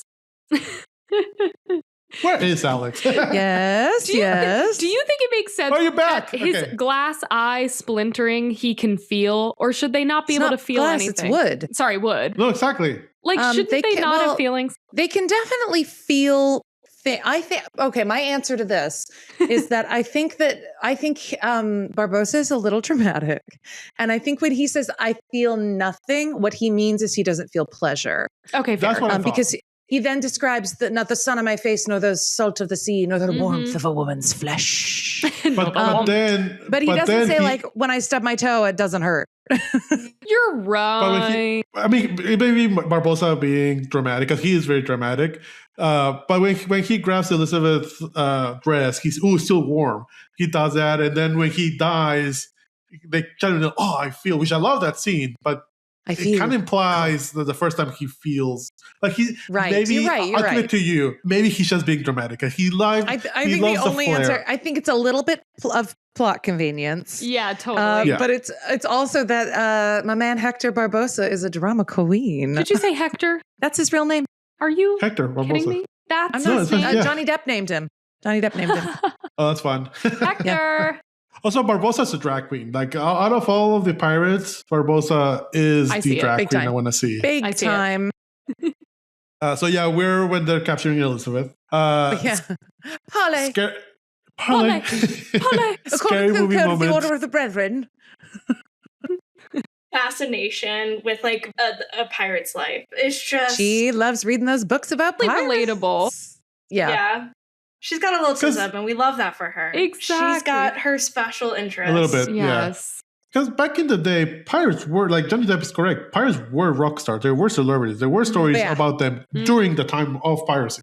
People were obsessed with them. Yeah. There were it was Robin Hood. Like it was like a thing there. Mm-hmm. Then we get some nice scuffling outside. They capture Elizabeth. We did get a scene between Will and the guy with the bombs, who has the best death of all of them. They put incense in his beard to make it smoke. Yeah. Nice. It worked well. It's the same thing that Blackbeard did, right? Oh, he had like the wicks on his beard. Yeah. Burning beard. Mm-hmm. I love Blackbeard.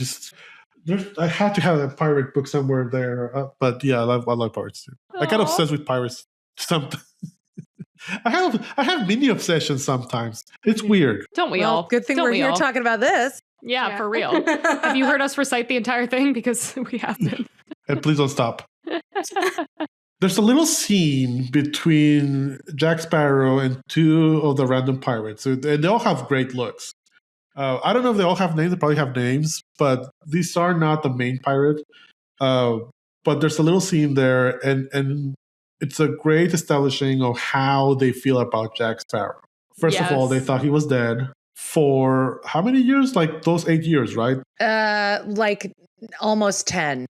That's when he was marooned. Okay, so that was right before they started turning, right? Mm-hmm, mm-hmm. Which is another plot point thing that I have an issue with, but I'll get to it. I love pinpoints. Then we get the first indication of the curse, and like now we're kind of entering into magic with the moon. Really cool shot of the moon, really cool effect. They hold up. You can see a little bit of the CGI, but it was shot very well. And like CGI works best when it's a specific light source.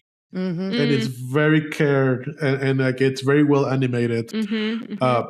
So you get the first skeletal hand happening here. Yeah. And it's gross.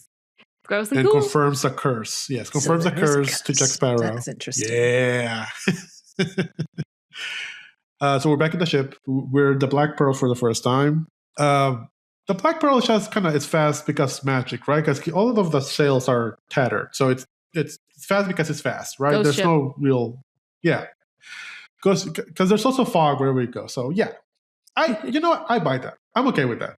Totally. Well, it's because, I mean, it's kind of a toss-up why that is. It's like half the curse they're currently under, but it's also because the reason the Black Pearl exists and looks like that is because it used to be the Wicked Wench, which Jack sailed as a privateer for Cutler Beckett. And then Cutler Beckett tried to make him do slave trade, and Jack let them all free. And as punishment, Cutler Beckett sank the Wicked Wench to the bottom of the sea, and Jack went in after it, and he basically died. And when you die at sea, you meet Davy Jones, and he made a deal with Davy. Well, this is all in the next movie, but he made a deal with Davy Jones that if he got his ship back, he would come and work for him later. And so he brought the Wicked Wench back up from the depths, and it became the Black Pearl, and that's why it's like a spooky ship. That's beautiful. And what I hate a deleted scene, because that's a deleted scene in the third movie. Yeah, and it's a really good scene. They should have left it in. Yeah, I know. Because it's a 3-hour long movie still, but still. Because they never said it was a slave ship, and it was a slave ship. But it is implied that he did actually transport people on cargo, mate. Yeah, and then he got a conscience, and then he's like, "No, it's bad." Yeah. So I that's why a pirate ship is a much smaller ship usually. They want to be fast. They want to be nimble. The Black Pearl it shouldn't be this fast for that size of a ship, but it is fast. Yeah. Because magic. I like that explanation. Elizabeth is in the Black Pearl, meets Barbossa, great entrance again, great pirate. I feel like Barbossa is a better pirate than than Jack Sparrow. Like, I feel like Jack Sparrow has the myth, Barbossa has the crew. Much less burdened by conscience. Yeah. Well, yeah. Mm-hmm. He wants to be known. He wants to be like, he likes the titles. He likes the flair. Like, I love how Jack Sparrow entices him to work with him with a big hat. And he does get a big hat in the next. He had to get progressively bigger on later movies, which I love. So we got a parlay with Elizabeth. Parlay. She thinks she's parlaying. They're not parlaying. Nope, they're taking her. Whoop. Yep. Bye. She does find out that the medallion is important to them. Although, realistically, if she draws the medallion, they could just go and get it. I know. Yeah. Hop on in. That's going to be maybe difficult. They're like, oh, that's we have to go all the way down there. It's like, a whole thing. Yeah. They're lazy. It's okay. Maybe they're worried they'd never find it. Yeah. Like down there in all that mess. Well, I mean, they say that it calls to them, so it kind of has a little bit of a GPS thing for them. Yeah, good point. That's true. It does have GPS. It's like an Apple AirTag, really. It's like an Apple AirTag, yeah.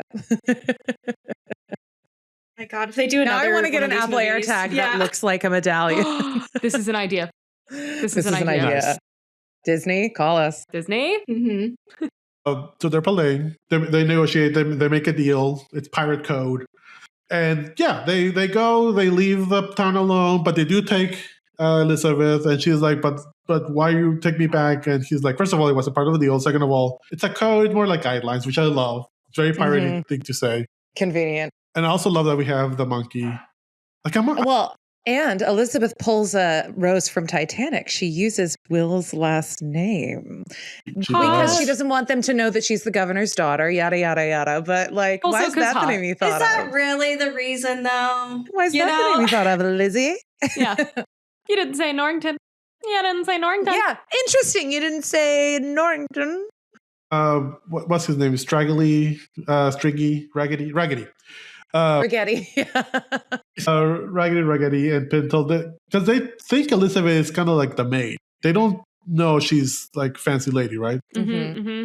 She says, but the name Turner makes them all go, wait a minute. Yeah. Well, then we know Turner. She's the lady we need. Blood you need. Because they figure it's same age. Yeah, maybe.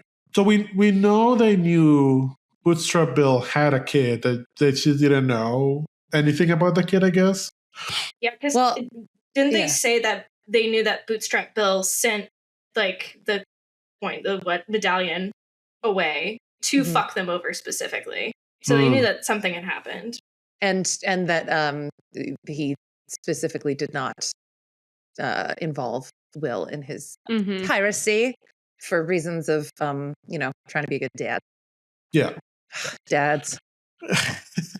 Absentee dad's dads. Gonna dad. What is it with Disney and absentee dads? There has to be like a dead dad. Governor Swan is there. Okay, Governor Swan is supportive. But he dies later. Yeah, later. That's a spoiler. Spoiler. Sorry, Casey. You don't even see his death reel is one of my favorite things. But, I know. anyway, next day, Will is all up in arms. He's passionate. He's young. And Commodore is like, he's more methodical. He's still planning. Axe at the table. Oh, I know, which I am like, what? Okay, all right. That's not no, don't you fuck want him that. to do that for you? Like you're missing and everybody's dithering. You want to slam an axe at the table. I did when I was like 15, for sure. Now as an adult, I'm like, okay. Ick. What in the... I always think if there's a line in that scene that they used in the trailer, which is, we must save her. And it played in like every single trailer because it was like cut off halfway. Yeah. And so it's burned in my brain.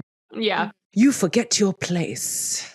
He tries so hard to be cool. He's not. He's a nerd. My boy James Norrington. Yeah, he just needs Can't do it. You know what? But I will say he sees the bigger picture. He does. Yes. And that's, he has his pros. Yeah. He also has the boat and the money to make it happen. So, Right. Yeah. No, he's experienced. He has a training. Yeah, exactly. But we're not here for that. He's a nerd. Fuck him. We're here for pirates. Yes. But Will suggests, let's ask Jack. Mm-hmm. They're like, hell no. He's a pirate. And I'm like, all right, cool. I'll ask him anyway. He goes to Jack. Jack now sees like, he's going to be my bargaining chip, my leverage. So Jack gets him out of jail. And they do the whole, I think this is where we see Gillette for the last time. Or we see him later at the end, but... I got to keep better track of Gillette. I know. No, like seriously, like I feel like this is fake Gillette. And the guy that says this is the best pirate, he's like the real actual Gillette. Release the Gillette cut. He wasn't a great actor though. I'm sorry. I don't know. He had to leave the movie because he was too unrequitedly in love with James Norrington. Yes. That's why. Yeah, I did not know about the fanfic, but it kind of makes sense. They do this cool underwater thing, Jack and Will. I don't know if it makes sense physically, but it's cool. Like burned into my brain. Mm-hmm. Yeah. And they do it on Mythbusters? It worked. Yeah, I think it does work. Yeah, it does. Under very specific circumstances, with a very well sealed boat. But yes, it works. They're gonna steal the big ship, or they think that there's going to be the decoy. That was like the Jack's plan.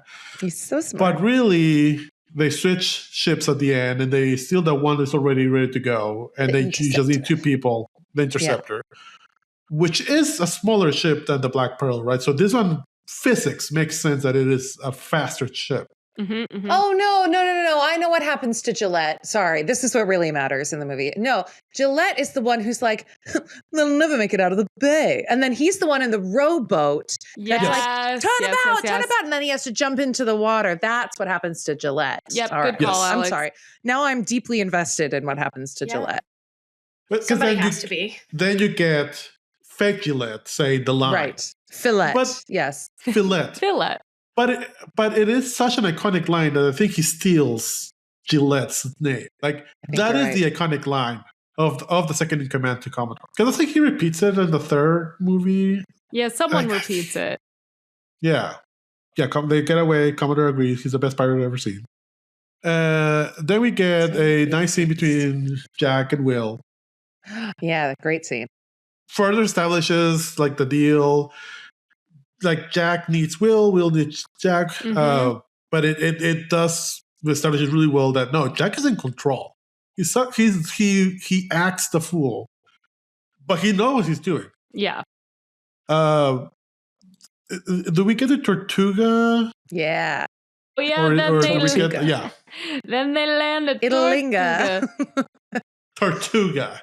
The place I don't want to go. Out of the ride. Straight out of the ride. Yes. This is just literally just the ride. And this is the not as problematic as the original ride Tortuga. This is a little bit least problematic. Tortuga. Yeah, less sex trade. Nice. Or less human trafficking. Yeah, lovely. Which all the prostitutes are very voluntary. Yeah, they want to be here. Well paid. Yeah. Yeah. Full health coverage, the whole thing. I do love the pronunciation of Spanish names here in this whole movie. Oh, yeah, that's interesting. Yeah. I like it. They do say Isla de Muerte weird. I think they say muerta female, but should be male muerte, but it's fine. Really? Yeah. I think the subtitles do say A at the end. Mm-hmm. But that's fine. You're right. Yeah. They are just like mispronouncing it. Yeah. I do have a friend, older. Muerta. He started a new job in a local ad agency who's mostly Hispanic. Mm-hmm. And That's hysterical. she knows. Wow. She knew. And he means well. He's very white. He's quite white. We know all about that. Unfortunately. And no. Like he's like Southern. Yes. He has thought. That kind of white. He's progressive in his own way, but he does come from a very conservative. And he asked me, Jesus, do I roll my R's when saying people's name? I'm like, no. Just say them how you would say them.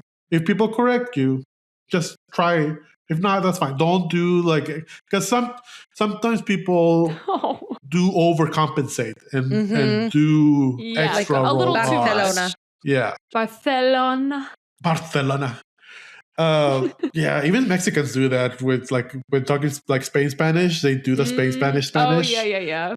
I mean, we were on the Swedish news for mispronouncing Skarsgård. We actually were. Because we said it with an American accent, and all of Swedes Sweden was like, really mad. No, say it like we do. It was mortifying. We were on the news. No. I need to see this. No, we'll send you a clip. Please. You can't understand what they're saying though because it's in Swedish. So we were had looking to have at listeners translate. Yeah, we were like, are they being mean to us? Can someone tell us? Are they being mean? Vi är med en liten podcast. För det här är då en amerikansk podcast med 2 tjejer. De heter Stephanie och Alex. That's incredible. I feel like there's a nice middle, but it's hard to get. It's hard to know, and it depends very much on the culture. Mm-hmm. Like to me, don't say tortilla, but also tortuga? Don't say tortilla. Like it's tortilla, or it's a nice middle. Be chill about it. Be chill about it. I think it would have been worse if Jack Sparrow had been like, "We're going to Tortuga." Yeah, that feels weird. See, I feel bad. And Will would have been like Tortuga, and Jack would have been like, actually, can you? No, I can't. I have retained nothing, literally 0. So that's unfortunate. But my Spanish teacher all throughout high school was from Spain. So I know, real bad. So when we would practice, or if I tried to practice with someone, they would be like, what the hell? What are you doing with that accent? I was like, this is how you do it. And they were like, not really. I was like, okay, I've learned wrong. I'm sorry. No, the first time I went to Paris, went to a boat ride, and they had the English explanation and then French, Spanish, and Italian. I understood Italian better than Spanish. Interesting. Because Spain Spanish is very weird. It's hard for me to. South American Spanish is like sometimes I have friends from Peru and from Colombia, and I hear them talk, and it's the slang. Yeah, and slang word. And I context. I'm like, all right, that's what I'm saying. Okay, I understand that. Okay, but anyway, I do like how they pronounce words here. It's a nice middle. Yeah. Because even the English here, it's exaggerated. Everything is exaggerated here. Nobody talks like this. Yeah. No, the dialogue is very weirdly written in a way that I like. In a way that satisfies. But it's weird. Well, that was the thing. It's not normal. People don't ever talk. I don't think they talked like this back then either. Yeah. I feel like this is one of those the scriptwriter writes it and then giggles to himself and I think so. Yeah, it's that was fun. Yeah. That was fun. They wake up Mr. Gibbs, who's sleeping with the pigs. Sure, haven't we all? Been there. I feel like this is part of the ride too. I feel like this is in the ride. I kind of remember pigs and a drunk man in the ride. So I think it's an Easter egg too. Definitely. And I do love the little extra splash at the end that will I'm already awake. It's for the smell. That was for the smell. I love there's comedic pauses here that I love. There's a long pause there. That is one of the ones that I actually hated. I was like, really? Can we move? I was like, secondhand embarrassment. No, it's wait for laughter. Like wait for everyone laughing in the movie theater. Yeah. How dare you, Casey? That's so funny. Not everything's a TikTok, Casey. Oh my gosh. Get off my lawn. Youth. Alex, just so you know, we have to pretend we're young. Right. I'm young. I'm so young. Don't give us away. No, I also have no attention span, and I love TikTok. So who am I kidding? Yes, I've claimed Alex to my grumpiness of an old man.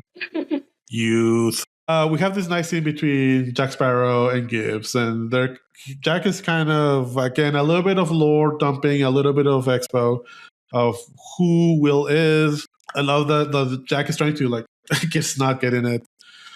Will hears all of this. They're very close. Yeah, they're not being very quiet. I know. They're not. Guys, first rule of gossiping. Check your surroundings. Whisper. I think they thought that there was enough things happening around that Will was distracted, but Will was like smart enough to like pay attention. Yeah, this is I will say probably my least favorite scene growing up was like being here in this space. Oh yeah, stressful. I knew it was too chaotic. I knew it was too stressful. Yeah, I was a mere 4 or 5 years old watching this movie. I was like, nah, too much. I wouldn't want to be there either. Yeah. Too much. Skeleton Pirates, though. Apparently, I could withstand that. I was going to say, you're fun. You're fun. Totally forgot about that, and so probably got more scared seeing it as an adult, where I was like, "Oh, really? My God, that's crazy!" You forgot about the Skeleton Pirates? That feels relevant. This is a pretty major. The whole thing. Yeah. Just that means you got to experience that scene for the first, kind of like with fresh eyes. That's really cool. Yeah. Where he's like, "You best start believing in ghost stories, Miss Turner." You're in mine. That one, it slapped, and I loved it. Slaps. But I did also remember the hand and how the governor puts it in the drawer. That part, I was like, I do recall this. That was fun. That's a great scene. That's a great scene. The governor gets his own little battle with a hand. Yes. I loved it. Yeah. Casey famously doesn't like horror movies. She doesn't play Fallout totally because fair. of the ghouls. I'm too scared. Scary. So fair. Yeah. But we've seen enough horror movies here. I think she likes it. I think she's okay with it. I feel Steph's like she's not that scared of some. Yeah. I'm doing okay. Yeah. So, like, yeah, I love Midsummer. But my argument for loving that is because that's what I'm saying. It's so bright. It is an incredibly bright movie so it's with the no dark jump that we scares. don't like. It's the dark and it's jump scares. It's a jump scare. Okay. It's like the most disturbing film It's I've so ever disturbing. seen in my life. It's simply. I couldn't even get through it. I had to leave. I love the film too. Understandable. Can't believe you watched that. You're brave. When my husband and I first watched it, we had to like fall asleep watching Bob's Burgers, and at the time we didn't fall asleep watching TV. But like the image, like at the start of the movie of like her family, I was just like, I can't. Like I gotta have something else. That was so massively fucked up. That's when I was like, I am gonna tap out of this movie. Yeah. You know what? This one isn't for me. Yeah, not for me. I watched that movie when I was living in Finland during Midsummer. That's why we watched that movie. Yeah. Mm-hmm. Oh my God. Were you scared of everything? Still here, gang. Too close to home. And we realized Casey and I are very susceptible to cults. We probably would have done that cult. We could have fucked this up, actually. Yeah. Except the shower situation was my only like point of contention, where I was like, "Where are we taking showers? Which I don't care. Working? Like I'm fine with that. Well, I think about that watching this movie too. I'm like, I want to be there real bad, but then I think about how everyone smells. Yeah, it's looking a little too gross. Bad. It's definitely bad. That adds to my ethical thing that I don't like about this movie. Anyway, so we're with Captain Barbosa, Hector Barbosa. I love that name. It's a great name for him. And Elizabeth Swan, and she's in a very nice dress that they made her put on. Otherwise, she wouldn't have had it, and she would be in the nude. Or you'll be dining with the crew, and you'll be naked. Thank you. See, I don't know why I wrote all of these quotes. I don't have to. I didn't have to. Just tag me in, Coach. I was just gonna say line. Barbosa is expo dumping this whole curse thing. We kind of discussed it already. Sometimes is they don't feel anything. Sometimes they don't feel pleasure. I'm leaning towards they don't feel pleasure. And Barbosa is just like likes the drama. But I feel like that to me that makes sense that's the curse. And he explains, this is my pet peeve. This is like Jesus knows too much history, and I love the Aztec history because that my ancestry. First of all, they didn't call themselves Aztecs; they called themselves Mexica. Aztec was a name given to them by a stuffy guy in the 1800s. Classic. Classic. So after this, yep. So after this, yeah. But that's not even it. Aztecs didn't use coins. They didn't use golds for currency. Interesting. They used cocoa beans, and they used cuatl, which are just like ceremonial guards, basically, and for bigger transactions and for like kind of ceremonial things. But they mostly used cocoa beans, and they had other things. But to them, gold was like part of jewelry. It was fine. They had gold in the streets, adorning like the sides of the walls. When Cortez arrived to Tenochtitlan, first of all, they were amazed how well it smelled because they had systems. They had drainage. They had floating cities. The whole city was painted white and colorful. And it was very sophisticated for them. And also, this is my... I'll end my rant soon, but the Moctezuma was the emperor who Cortez fought against. He didn't lose against Cortez and the Spaniards. He lost against the people that the Aztecs conquered. The Aztecs were conquerors, and they had a lot of cities around subjugated to them. And Cortez lost the first few battles. And there's an actual tree in Mexico, near Mexico, that is 600 years old. That is called the tree of the sad night, where supposedly Cortez cried because he lost most of his men. Wow! And he convinced the other cities to attack the Aztecs, and telling them, "Hey, we're gonna beat these Aztecs assholes." Because they were assholes, like they were. And you're going to get your lands back. Obviously, that didn't happen. They killed everyone with disease and stuff. So this whole plot, the whole premise of having Aztec gold is false. But I get why it is. It's easy to get. Yeah. And it has a thing. Like, it wouldn't be the same. It wouldn't be the same. The good visual. And I love the coin. The coin has a really cool, the side of it is the Aztec calendar, and the middle is cool. Kind of like a Aztec looking skull. Yeah. I love the design. I tried to see who designed it. I couldn't see who it is. Sure, I don't remember. If love the design. Yeah.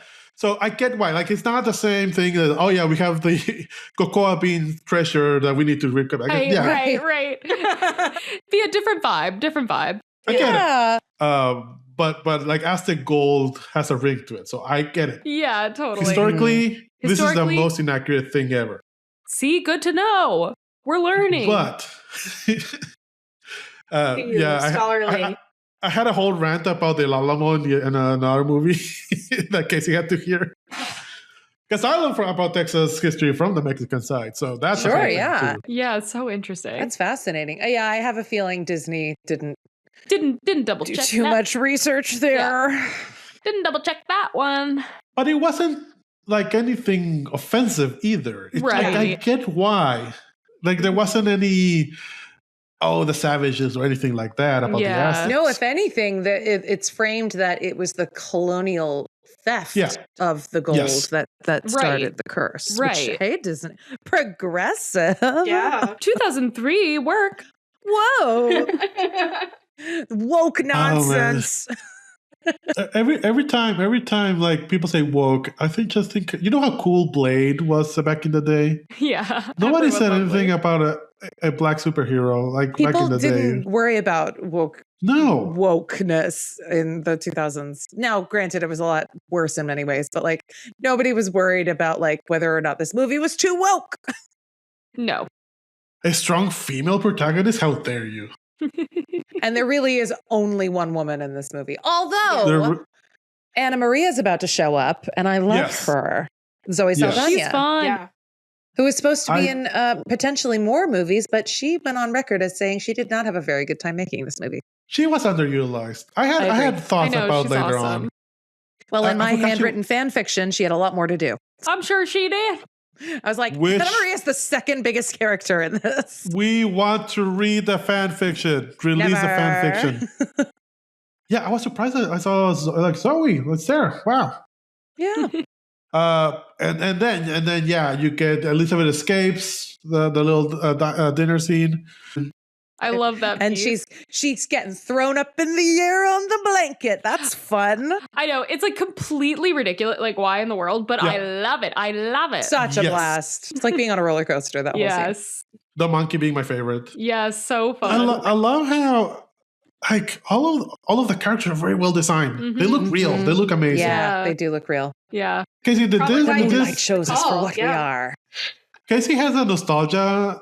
Us elder millennials have nostalgia for practical effects. Casey has a nostalgia for early CGI, like early CGI. Early CGI. That's so funny. Was this kind of like that, or was it actually really good CGI, or was this quite good? Yeah, I was still very impressed with it. Yeah, I think it ages pretty well. I think. Mm-hmm. Really? I think you're right. I think so. Just don't look too long at it. You know what I mean? Well, just don't think about it. It's quick. So fast anyway. It's quick, exactly. I think this is one of the scenes that you do have a lot of very quick camera movements. So most of it is kind of just there. And this very, very smart how they did this. Mm-hmm, mm-hmm. By the way, if you hear my nose kind of stuffy, it's because it is kind of stuffy. Oh, don't worry. I'm powering through it. You're doing great. I can't breathe, but I'm doing it. You sound great. We're the next day. And we got recruits. Recruits. We got the guy with a parrot. He's my favorite. Cotton. Cotton? Okay. We got Zoe. Mm-hmm. Anna Maria. Great. Also, it's one word, Anna Maria. Mm-hmm. Yes, we get the slap. Because this is like comedy comes in third. This is the third slap. Yeah, it's the third one. Yes, it was a delayed payoff, but we got there. Yeah. And she's pissed because he clearly tricked her into something seducing and then took her boat. She has every right to be mad. Totally. He deserved that. Yep. And she's not really used in this movie either. Yeah. Because she takes a lot of wildly underused. Yeah. She listens to Elizabeth and Will later on a lot. They make a lot of decisions, and these are not people with experience. Why are people listening to them anyway? I agree. Yeah, good point. That was my biggest pet peeve. But they're the main characters, so they have to. Right. Yeah. So we got a crew. They're not impressed, but they're gonna be great because obviously they're gonna be great. And then we're sailing. I think this is where we get to... Oh, yeah. This is where Jack is with his compass. We don't know the deal with the compass, but... It's very important. Yeah, it was like Chekhov's compass for later on, but it does go to Isla de Muerte, or de Muerta, how they said it. I forget how they say it weird. They call it the Isla de Muerta. Isla de Muerta. Okay. Mm-hmm. So, yeah, they do use the female version of that. 100%. Which, I guess, doesn't bother me too much, but it is weird. Guys, I'm sorry. Johnny Depp looks so hot wet. It's like raining and he's steering the ship and he's like, we're catching up. And I'm like, oh, God damn it. So when you're good. Right, you're right. When you're right, you're right. I'm right. Look, the truth is the truth. We all know. Everyone in 2003 knew. Johnny Depp has so much baggage to me. Yep. I know. So fair. So fair. I can't. I don't know. Like Brad Pitt also, but Brad Pitt to me still he's. I don't know. I know. I separate the art from the artist with Johnny Depp because of my deep love for this particular character. I separate the art from the artist with Brad Pitt. Yep. It has to happen. And only on the movie. Yeah, it does. But only on the movie that I shall not name because I'm going to trigger Casey. Even saying that. I'm going to be sobbing for another 3 hours after this. Yeah. Casey's only seen that movie once when I met her. Sometimes we'll never watch it again. Sometimes once is enough. Oh my God. And I gave her the Blu-ray. I have the Blu-ray. I gave it to her. Mm-hmm. Oh, Yeah, that's it's a very friendship. sweet gift. Mm-hmm. We're in this very cool pirate cave. Mm-hmm. Great set design. Mm-hmm. I'm glad they utilized that set as much as they could. Mm-hmm. A lot of the great pirate horde, a lot of pirate gold. You get this whole Barbossa being Barbossa. They cut Elizabeth. Elizabeth thought she was gonna die. They're gonna gut her. Really sounds like that's what they're going to do. Mm-hmm. Yeah, I don't love the Barbossa say waste not, because to me that felt like they're saving her for when they're better. For sure. That's what I thought. I mean, they are filthy little pirates after all. They are. True. I'm like, although, oh no. In my head, Barbossa's kind of asexual, but like just in my head. Honestly, same. I think he's just old. He's not that old. I feel like he's just in less his 50s. interested. I feel like he's in his 50s here. Yeah, he's just, it was hard living. He looks bad. 70s. You know what? They didn't have sunscreen. No sunscreen. Dentist. Have you seen Obi-Wan Kenobi? No Obi-Wan Kenobi was in his 50s. Also, Jack Sparrow in the 5th movie, he's supposed to be 60 in the last movie, the 5th movie. What? So he's like 40 here. Yeah, Jack Sparrow. He's 40-ish. Wow. I know too much about Jack Sparrow. I've read all the lore. He was born in a storm at sea. Oh my God. And he never knew his mom. It doesn't work. The curse is not lifted because, surprise, surprise, she's not Turner. She lied. Nope. Identity theft. Identity theft is not a joke, Identity Jim. theft. Yeah. Exactly. There's mutiny starting, but not really. And he kind of throws. I forget. Like she just kind of flies away conveniently. Also, he conveniently, smacks her. Yeah, she smacks her. He knocks her out by backhanding her, and she falls down. It's amazing. She doesn't crack her head open and die. Yeah. Thanks, Disney magic. Yeah. This is why I don't remember him smacking her, because I just remember her falling graciously. She falls she falls beautifully. Yeah. I mean, it's kind of deadly. Of course he is.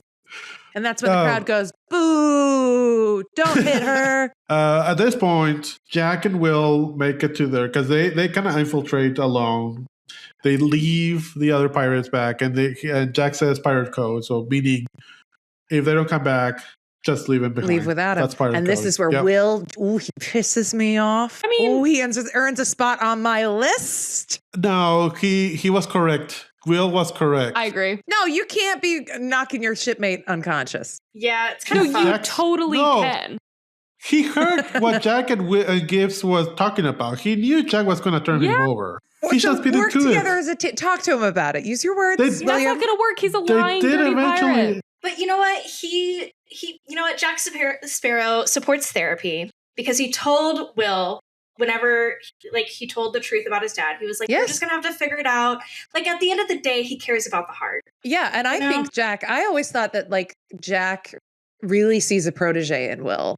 Yeah, he's a real soft spot for that kid. I think so. I'm like, Will, don't you whack my husband on the head? Leave him alone. Yeah. Will does eventually takes Jack's place with Davy Jones. Mm-hmm. Yes, he sure does. I know. He's got to go through some arc, some learning to get there. Spoilers for movies I've you're probably not going to watch. the sequels once. Okay. Yeah. Like a while ago. There. Yeah. After this podcast, I'm going to watch the sequels. It's going to be a late night. If I can keep awake. Because those... Yeah, I think you should go to bed. Those cold medicines will knock me out. Yeah. Yeah. Even though they're non-drowsy, they're still drowsy to me. I don't know. Same. Will first knocks out Jack, rescues Elizabeth. They go back to the ship. Will says pirate code. It's all hot. And they have, it's a very hot scene. This is, I think, what George Lucas really wanted to do on the Clone Wars between Anakin and Padme, which did not work. George Lucas cannot write romance. No. But this is what he had in his head. This is like the scene. Called in Ted and Terry. Yeah. But they almost kiss. Yeah, they do. And he says her name. He's like, she says her name. Ah. And then she takes his hand and drags it down her décolletage, which, by the way, had to be painted on because she was so flat-chested. They had to paint her cleavage on. It's okay, she said Queen. so in the commentary. She was like, yeah, that's not real. That's paint. Oh my God, that makes me feel better. That's funny. He she drags his hand down until he finds the medallion. And then he's like, oh, you knew my dad was a pirate. Yes. And I remember I was like 12 and I was like, Mom, what does a blacksmith's hand mean? Like, what is that all about? And she was like, it means they're rough, babe. It means they're rough. She was like, what? And I was like if say like somebody were to, I don't know, stroke my face. Yeah. What would that feel like? And take a piece of sandpaper and just. Do you remember how I blisteringly, painfully jealous we both were of Keira Knightley in this movie? We both were like, I mean, some people are God's favorites. Like, it's just ridiculous. Yeah. How's it feel to be one of the chosen ones? Huh? Yeah, like I don't get it. You're saying you get to be in a throuple with Jack Sparrow and Orlando Bloom. What is happening? Which I take a huge issue with that in the later movies because like I think it's so against character. No, yeah, I agree with you. I think it is too. No, hold on. Jack was never in a throuple. Jack did. If anyone's asexual, Jack Sparrow is asexual. He's sexual with me. He's me sexual. And all the women that are slapping him. He's That's right. Alex sexual. He bangs a lot of people. Asexuals can bang people for profit or for convenience. But he only loves me. But he cares for one woman. I feel like all of his relationships are transsexual. Yeah, actually, I think you're right. I don't think he has any interest in Elizabeth, actually. Thank God. No, I don't think so either. But Will is a little bitch. He's a little bitch throughout the whole Will movie. is a little bitch. I love him, but he's got to stick up his ass. Yeah, he does. The wet blanket. Also, that was my issue the entire time with not being attracted to either of the characters. You get like a wet blanket, and then the other one just constantly looks greasy and dirty, and I'm just like, can't do it. Constantly looks greasy and dirty, huh? You're like, oh, say less. Do you look a little unshowered? I like that. Sign me up. Also, Jack Sparrow has what's that? I'm not going to remember. I'm okay with not remembering. That like very piratey STD that they have spots. Syphilis. Thank you. It's unfortunate. He definitely has syphilis for sure. Jack Sparrow has a syphilis spot that grows throughout the movies. Mm-hmm. That's right. They put Johnny Depp and the makeup artist worked that out together to give him a syphilis sore. I'm like, great. That means he's going to go insane and then die. Cool, Disney. Well, he lives to 60, so not bad. At least. Not bad. But yeah, Will's a little bitch. He leaves. He huffs and puffs. And then we get the scene between Jack and Barbossa. And Jack's again, he's scheming, he's planning, he's plotting. He's like, well, he's good. He promises Barbossa the big cat. I love Barbossa. Same. I love their friendship a lot. Yes, me too. Because these two were like best friends for a long time. He's not like crushed, some tension there though. Like I feel so like a not doing that shit. What kind of what? Yeah, they went down on that ship. No, I feel a lot more chemistry between them than I think I do with any other chemistry. I think they know each other really well. There's zero sexual feelings between them. I disagree. I kind of take them as. Thank you. I kind of I feel like they're both asexual. Like I don't feel like any sexuality between them. Or maybe just romance. Maybe one night they stayed up all night talking and then had a chaste smooch. Casually filing away what I'm going to look up on AO3 later. Amazing. I don't know. I think sometimes you just get bored and shit happens, you know? Have you read Moby Dick? There's some gay stuff happening on that ship. Moby Dick. I have not read Moby Dick. You're out to see a long time. I've never read it.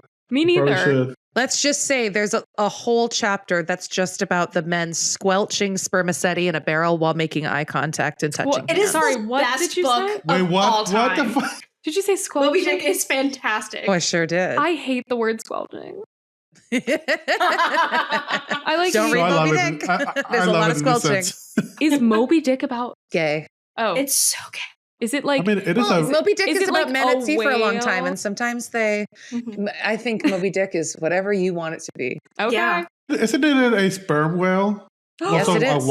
A white sperm whale. Sure is. However, sperm is not actually sperm. Sperm is like Spermaceti. It's the oil in the sac in the head. Same word. Whatever. It's the same word. It's what they made Are they kind of candles gross? out of. Yeah. Right, yeah. Well, they'll also fuck you up. Sperm whales will fuck you up because they got teeth. Mm-hmm. I used to work at the Whaling Museum on Nantucket. Oh, that's cool. Yeah. I know a lot about. Oh, you know, fact. Oh, I had another Jesus lore. I have a friend in Juarez. Juarez in the middle of the desert, and it's landlocked. So I had friends. They were hip. It was one of my friends from school, and their parents were hippies. Their house was made of adobe, and I remember their living room. They have whale ribs. Yeah, all of the living room like that. We had a whale skeleton in our high school over the main hallway. That's cool. Cool. And he became a marine biologist. My friend, he's in Baja. Like he delivers whales. Like that's so cool. That's so cool. He does that. That's like a kid's dream, you know. You're like, I'm going to be a marine biologist, but nobody does it. And then when someone actually does, you're like, oh my god, you did the thing. Speaking of whales, if you were to go to Mexico City, there's a library there, and it's a beautiful library. It's glass and metal. It's gorgeous. Very nice lighting. And I'll send you guys pictures on their emails. Yeah, send it. And there's a full whale skeleton in the middle, and it looks so small. How big the library? It looks small. Wow. And it's amazing because it's just a contrast. It's literally glass and concrete and metal, and just like a whale skeleton in the middle. It's cool. fucking amazing. Yeah, go to Mexico City. I would love it's to. one of the best cities in the world. I hear such good things. I gotta go. Yeah, please do. Okay, so where are we? Why are we talking Pirates of the Caribbean? Right. Hector and Jack kissing. Right, yeah. Hector, after the non-sexual Hector and Jack scene, Black Pearl is catching up to the Interceptor. Is that the name? Mm-hmm. Yeah.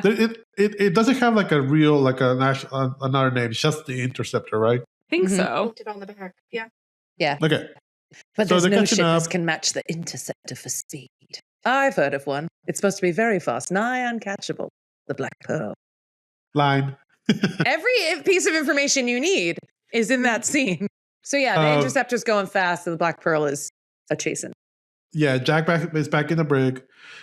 He sees through the hole that the Interceptor is trying to go faster, so they're dropping off board everything that they can. This is Will and Elizabeth making all of these decisions. Yeah, I never thought about that, but you're right. Why is everyone listening to them? Because Ana Maria is the captain, right? She's the captain. Gibbs is the second in command. These two motherfuckers are just people from the land. They're not even sailors. They are coming at it from a new angle. They're thinking outside the box. Yeah, fresh eyes. White people savior. White savior shit. No, absolutely. Yeah, they were pissing me off. I was like, can y'all just let her work? I never thought about it. Oh, Steph, do you want to share what you thought Elizabeth was saying in this scene? Oh, everyone thought this, though. It wasn't just me. This was confirmed by so many people in our comments, Alex. It's true. A lot of people in the comments were like, wait a minute. I thought. Yeah. Okay. When they go past each other, and, you know, they're filling all the cannons with forks and shit, and then they start attacking each other. Blah, blah, blah, and the one ship goes fire, and then Keira Knightley, my entire life, I thought she went, fire! And I was like, that is so, why does she say it like that? All. But she's saying fire all. Fire! And I said to Alex, we're like recording this whole episode on Pirates of the Caribbean. I go, don't you think it's so weird how she pronounces fire in this? Alex was like, what? I was like, when she goes fire. She's just like a valley girl all of a sudden. Fire! Fire! You know what? So many people thought that. So many people were like, oh my God, I thought that's what she said. She's saying fire all. Like, I was fire like, all the guns. Picked a different cut of that. Like, why did they pick that? Fire giving her some direction. Also thought, I remember thinking when I first saw this movie that she was putting on a fake accent. Like you did too, Steph. I did. You did too.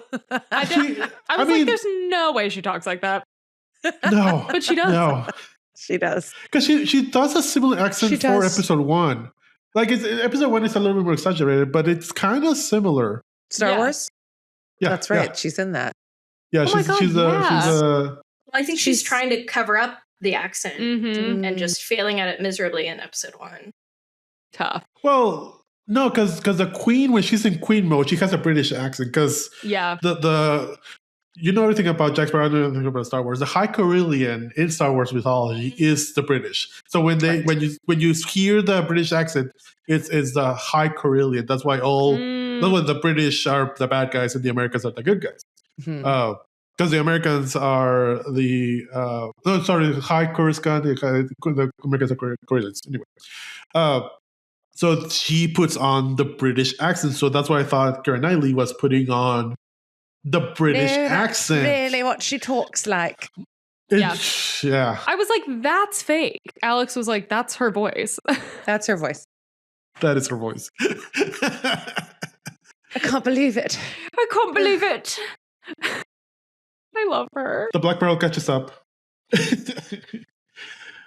And they don't have anything else, so they just fire anything and everything. Forks. Stop I love that. blowing holes in my ship. Love that. I wrote it down. Jack Sparrow, Johnny Depp, all of his choices are correct. All of his choices are amazing. Yes. Agreed. Every single one. Yeah, I was going to say I can't believe the executives didn't like that and they were going to fire Johnny Depp. No vision. But working in advertising for the last 15, 16 years, like it's almost like executives don't see artistic vision. Like they just don't see it. Some of them. That's for sure. You get the obligatory this is why people watch this movie for the ship on ship pirate cannons and everything. I love that how when they're catching up, you see them screaming at each other before they fire the cannons. Like that, you're pumped up. By the time they're swinging around, everyone's swinging back and forth. It's cool. It's amazing. Obviously, the Black Pearl wins. I mean, they're not going to die. They're immortal zombies. Yeah, tough so they're to never beat. going to die. Yeah. And then R.I.P. the Interceptor. I know. That was a nice ship. Yeah. They exploded it. It was. They exploded it. And this is the part. It sucks because it looks like Will is inside. I was going to say, this is the part when 12-year-old Steph was like, they can't do this. They can't kill my man. And then they did. And then when he shows up all wet from the water up there. So Alex, forget it. Wet Captain Jack or wet Will Turner? Wet Will Turner. Oh. Wow. This is why Steph and I will never, ever, I mean, we're both very booed up, but we will never fight over a man, ever. It's so true. Except for maybe Val Kilmer. Val Kilmer was like the one that we both are like, Val wait Kilmer a minute. Have you seen The Doors? Have you talked about The Doors? We haven't talked about The Doors. We talked about Tombstone. Yeah, Tombstone. I've never seen it. You good. You gotta see it. It's great. The Doors. Best concert I've ever been to. I went to see The Doors. And Val Kilmer is amazing. Yes. Yeah. No, I'm a wet Jack Sparrow girl. Wet Will Turner's good. I appreciate the view. It just doesn't do anything for me. Good. It's like the Mona Lisa. So we get wet Will Turner. And he tells him, I'm Turner. So now everyone knows he's the real Turner. And then Jack's like, don't do anything stupid. And then he does. Like that. And then he's like that. Idiot. Not good at negotiating, that Will Turner. No, he probably should have kept those cards close to the chest, but we're going to forgive him.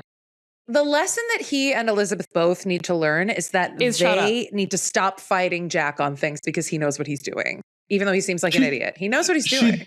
Yeah, she does do that in the later films. Like by the third film, she's pretty much going with like what Jack Sparrow is doing. Well, by the third film, she's the pirate king. I mean, right.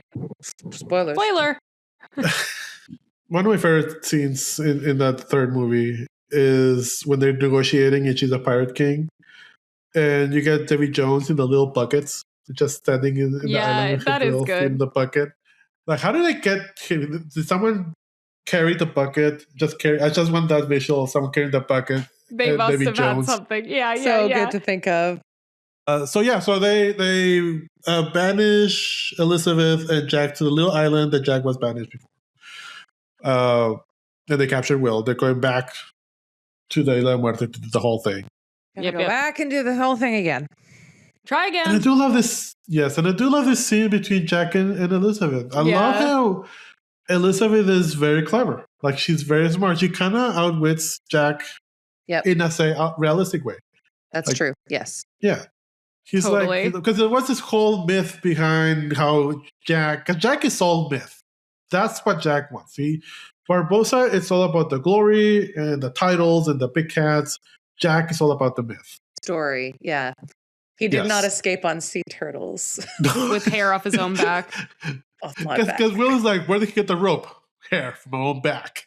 And I'm like, you have really long threads. You could have just said your hair, but no. You mentioned specifically. Last time he was on the island for 3 days and then hitched a ride with some rum runners and basically had a vacation. Yeah. Yeah, pretty much. But as per usual, Elizabeth is thinking. Yeah, okay, this is the point where I'm like, don't listen to Jack, do your own thing. When it comes to negotiating with Barbossa, listen to Jack. Yeah. When it comes to either getting so hammered that you can't even stay awake or solving the problem. Solve the problem. Yeah. Burn the rum. Yeah. I do appreciate Jack's philosophy of, if I don't have anything to do, like he really can't think about burning everything. And I do appreciate that he is like, something's going to happen. Yeah. If I don't do anything, someone's going to run by. And, in that sense, he's something also does depressed. happen. I think he's depressed too, because he's just, first of all, traumatizing reminder of the first time he got marooned, which was very upsetting for him. And second of all, he just got back on his ship, which is the love of his life. He cares so much about this thing. And then he has to watch it sail away again. I think he's really depressed. That's why he's like so down to drink. He's like, well, fuck it all. I think you're right. Yeah. That's beautiful. That's beautiful. So yeah, Elizabeth gets Jack super drunk and then she burns everything. Queen. Would this work in real life? I don't know. None of my business. Very risky. Risky move. I mean, it's better than the alternative. No, but like, would it shoot flares into the sky? I don't know. I think it would be the smoke. The smoke is the signal. That signal is over 1,000 feet high. The entire Royal Navy is out looking for me. Do you think there is even the slightest chance that they won't see it? God, can you imagine? It's a big chance. If they If they don't come, but luckily they do. And I love when Jack says, there'll be no living with her after this. Immediately. That is Immediately he's wrong. I love that. Yes. Damn it. The governor's there. Jack's there. Elizabeth's there. Governor's there. It is weird that the whole Navy is looking for her, and that's the ship that finds her conveniently. There's a few conveniently things happening, but it's okay. Mm-hmm. Yeah.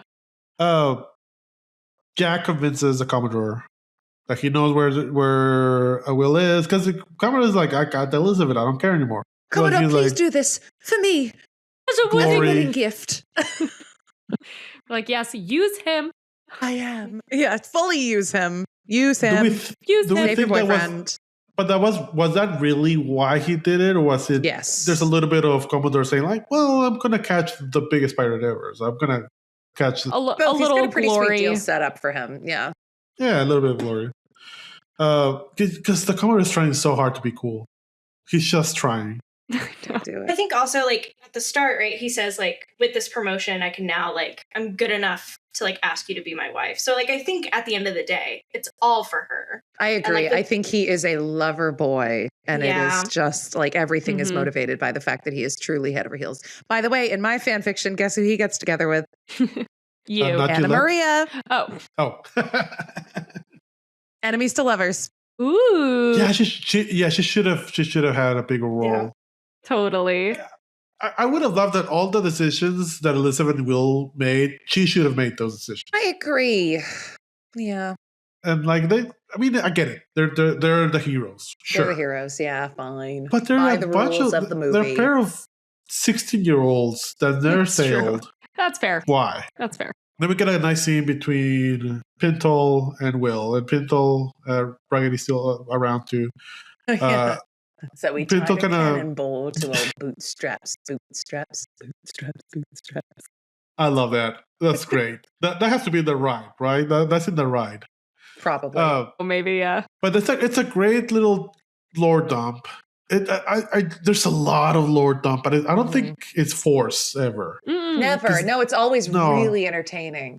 Yes. Because there's always something happening. Like, Pintle is there, and Jack Will is just like laying there. But Raggedy is doing things. He's sweeping. He's like, there's movement. There's something happening always. And and also the lighting is beautiful. Yeah. Everywhere the love is beautiful. Oh, it's so good. So they have this whole plan. Jack's gonna be the distraction. They're gonna wait for the pirates, but surprise, Captain Jack kind of betrays the Commodore, but not really. He does, right? But because he tells Barbossa, "Oh, they're waiting for you," and then they send Pinto Raggedy as a distraction. He kind of does. He's trying to play both sides a little bit just to make everything as unproblematic as possible. Yeah. For himself and everybody that's important. I do like that character trait about Jack. Like, he's always looking after himself and the Black Pearl. That's never changes. But when he's talking to Barbossa and he's saying, then you can go out and slaughter all of them, every last one, that he's bullshitting him. He doesn't actually want that to happen. That's his excuse. No. That's his con so that he can pocket the hand flex. The pirates, I mean, there's a really cool scene. The pirates going underwater, and again, the effects hold up. Yeah, those are fun. Even when they're in human form and the hairs kind of are floating, and like, it's one of those. How do they do that? Like, is that practical? Is that a little bit of CGI? Like, yeah, it looks really amazing. It looks great. Do slaughter a few redcoats. Sure do. And yeah. Sucks to be a redcoat. Fine. Do we have Raggedy and Pinto in fancy? Yeah. Now, is there any reason for this? No. But it's a delight. Does it further the plot in any way? No. You know what? Do I care? No. Realistically, the Commodore and the other sailors, the other military men, see that like, oh, that's clearly a trap. Something's happening back there. Realistically, immediately they would have shot at them, but no, they wait until they start fighting and they see the skeletons. Distraction. Shimmying up the ropes, yeah. How is it a distraction? What do they think? They're getting the redcoats to pay attention to something other than the other side of the ship. But like, sure, it's really just so we can see them. I'd be like, who are these women just sailing out like in a little boat? Like, what are they doing? Yeah, what are you guys doing out here?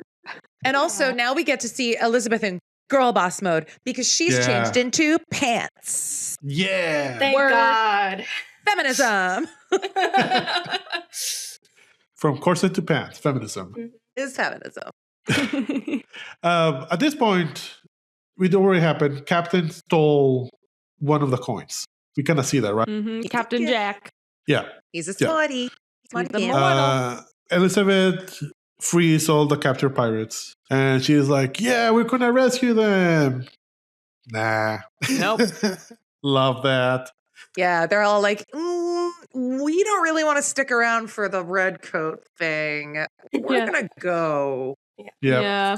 And I find that very disappointing about Gibbs because I think of him as fiercely loyal, but he wins this all back in the end. Yeah. I feel like he's loyal to the myth, not to the man. Interesting. He likes the stories. He likes Jack. He enough. Sure does. You're right. Yeah, he does. But he's like, I'm still a pirate. Like, I can steal the Black Pearl. I have Ana Maria right next to me. I'm gonna go with Ana Maria.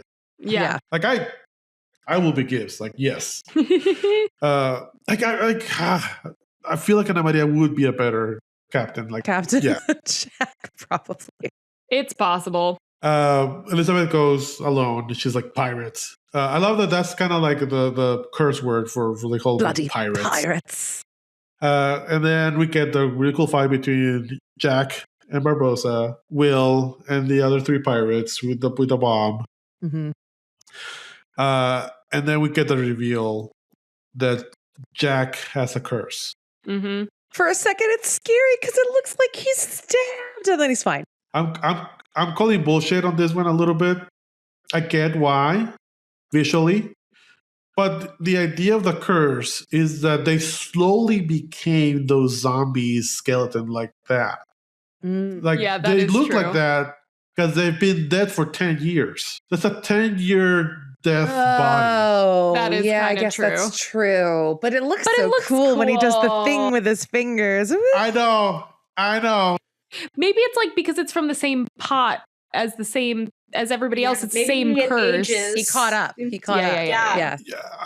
You play D&D. It's a rule of cool. If it looks The rule cool, of cool, exactly. Yeah. they're like, yeah, whatever. I'm all It's for fine. it. If it's cool, then we're up. The DM will like, I'll allow it. It looks Yeah. cool. And I'm sorry, but like Barbossa and him, the swordography in this movie is so sick. The fight choreography Yes. is Really brilliant. fun. And Yes. I love watching Barbossa and Jack fight through the beams of moonlight and they're changing Yes. back and forth. It is so visually amazing. Mm-hmm. And then, of course, the governor's got his hand.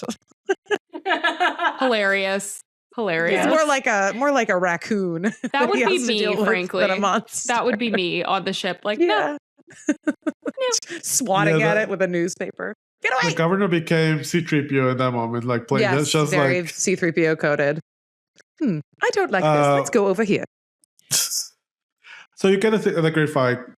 I love the pirate with the bomb thing. yeah, it's fun. That death, No that fair. death is the best death. It's really 'Cause awful if you think about it because he's not No. dead. He's just in 1,000 pieces. Well, because immediately after that, that's when Jack does Right. the whole curse thing, or Will does the whole Breaks curse the thing. But for curse. like 30 seconds, he's just in That- 1,000,000 pieces. And then his whole guts just exploded. Also, have you thought about the fact that Bootstrap Bill has been alive this entire time at the bottom of the ocean? And then it's not until this moment when he finally dies. Terrible. Horrifying. I always thought that Bootstrap Bill. Oh, so that's why in the movies he's not as crusty or Because it's only been weird a as the year. other He's one. only been Yeah. dead for a year, but he's been down at the bottom of the ocean for Wow. like 10. I never thought about that. Mhm. And he's that's- alive until that exact moment. And it's so chilling to me to think about the fact that it's his son who does it. And Right. he probably isn't even thinking about it. It's never And they- mentioned in the movies, but it's like so existentially horrifying to me. Yeah. Oh my god, definitely. And- That's like a nightmare. And they know that. Like they know that he's alive at the bottom of the ocean. Until Wow, the fucking curse is ended, and then finally he dies and goes Bloody straight to Davy pirates. Jones. Sucks Yeah. to be Bootstrap Bill. He really It has really it does. tough, you know? Yeah. Hold on, there's Anywho. kids outside.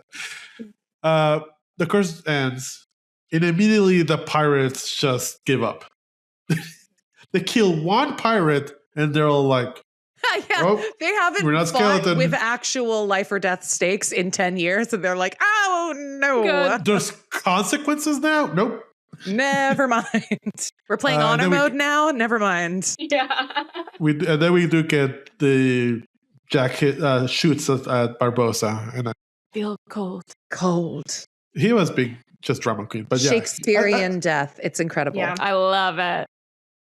Yeah, Barbossa, he is my favorite character out of all of like the Pirates of the Caribbean So movies. glad that they bring him back because he's such a Yes. phenomenal character. Mm-hmm. Yeah, and And we also get the guys on the ship huzzahing quite a bit. I know. Huzzah! Huzzah! Bring back For like the a long Commodore. time. I forget what the Commodore says, but he tries again to look cool and says something cool, and they'll huzzah. But they just fucking nerds. He's Shut never up, going to look nerds. cool huzzahing. Shut Huzzah! up, that cool? Renfair nerds. Huzzah! Steph, you look cool saying huzzah. Thank I'll you. say that. Yeah. You look cool. Appreciate it. Oh, and we get Elizabeth saying the feminist line, you like pain? Try wearing a corset. Yes. I know. I was like, that hit harder in 2003, but slay, girl. That hit so hard in 2003. We were all like, I was like, oh my god, yeah. yes. When did courses came back? I remember Like, 2010s. yeah. Well, they were Courses selling were them in a Hot, thing. in Hot Topic around this time. I remember it very Yeah. well. Okay. Yeah. Like They never Why? really leave. You know, I they don't- just kind of. I know. I feel, yeah. They're out and about. They're I feel available. like they show up in Ren Ferris and Coachella that's happening right now. She's back in one Rapunzel's. in the next scene. I know. She is. I did forget how this movie ended, and I was a little bit disappointed. The ending's amazing. It's so I was upset that they were on land. I was like, get your ass on a boat. This is not where you should be. Jack's not on land. I know. Jack's back at his helm. The lovely couple to Yeah. get to see. Yeah, I'm gonna guess that the course that she's in right now at the end of the last scene is not as tight. I feel like No way. I think she can breathe. Yeah. She just all right. pretends that it is in order to distract the menfolk. Yeah. I can't breathe. Can't breathe. Because we're at the scene where again after all this, they're still gonna hang Jack because he's a pirate. You know, they're reading out his crimes, and it's like it's pretty bad. It's so long. It's so long. And Will is wearing the craziest hat. No, and I was gonna say just when I thought he couldn't get hotter. He puts the hat that fucking feather in his hat. The hat brings me back, I will say. My goodness. I'll say this is the hottest that he looks in this movie. Totally agree. It's because he's the Three Musketeer. Like he's just like a Musketeer right now. I hated this hat. I love have to it. be honest. No. Shut up, youth. I was like, wow. I just want to stroke But what do you make of his swordsmanship when he saves Jack by throwing his sword? That's hot. That is hot. Yeah. And then that's like when he's Legolas and he shoots all the orcs. Bouncing. But what was the plan? Because Jack sees a parrot, and then Will's not a plan guy. He's like a go with the flow dude. Will's an act on your feelings guy. Jack's a plan guy. Mm-hmm. Yeah, but they kind of have a fight. They're not going to win, and then Elizabeth throws herself to Will. Yeah. And then they're like, "Okay, fine, we'll let them go this time." Whatever. Well, and I love Will saying, because he goes, "You forget your place," and he goes, "It's right here between you and Jack." Slay. Yeah. Slay. Cringe. No, amazing.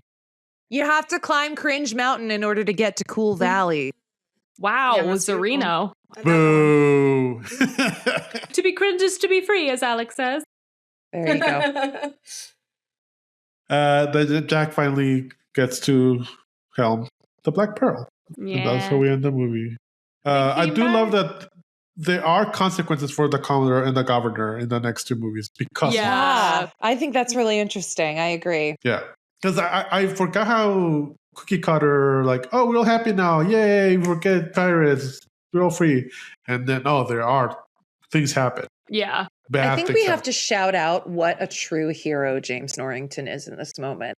And this is the love of his life. And he literally breaks his own rigid moral code so that she can be happy without him. It's like the bravest sacrifice. He sticks his neck out for the most notorious pirate on the sea so that she will be happy, even though he knows he will never have her. It is This James is the Norrington. Love He is a lover boy. That he met when she was 9. Okay, let's move on. I know. For shame. And we end the movie. Yay! And really bad eggs. And really bad eggs. Think up. How are you guys feeling? I just love this movie. It's so good. It's so damn good. I have never watched it and not been smiling ear to ear, having the best time. It just always hits. It's always what I want. Yeah. I think I had more fun on this watch than I ever had. I don't know why. I thought this movie was a little bit boring and slow compared to the third one. Oh. I don't. Yeah, no, it's still great, but no, like I loved it. It has really good pacing. It does. Great pacing, great setups and payoffs. Really good character arcs, I think, and I just love the growth of the relationships. Mm-hmm. Yeah. You know what I mean? Yeah. I love this movie. They're all my best friends. Casey, how are you feeling? I feel good. I like this movie. I would watch it again. Which is like, I don't say that. I hate rewatching stuff. Well, here, borrow it on DVD. Yeah. Would you like a DVD copy? I've got 2. This one has a bonus movie voucher inside for The Haunted Mansion. Wow. And it says it's a $6.50 value. Oh my God, imagine. You'd probably go to the movies back then with that money. Let's do awards. So we got 3 awards. Ooh. And I'll have Casey first, then me, then you guys, so you can think about it. Okay. So we got Best Actor Ever, Worst Actor Ever, Best Scene Ever. Casey, Best Actor Ever. I'm going to give it to Keira Knightley. I don't think I would be interested in this movie without her. I think, like, she's the only reason why I kept watching this movie over and over again, because I was like, she's so cool. Like, she's a baddie. I support it. Mm-hmm. I don't agree with you.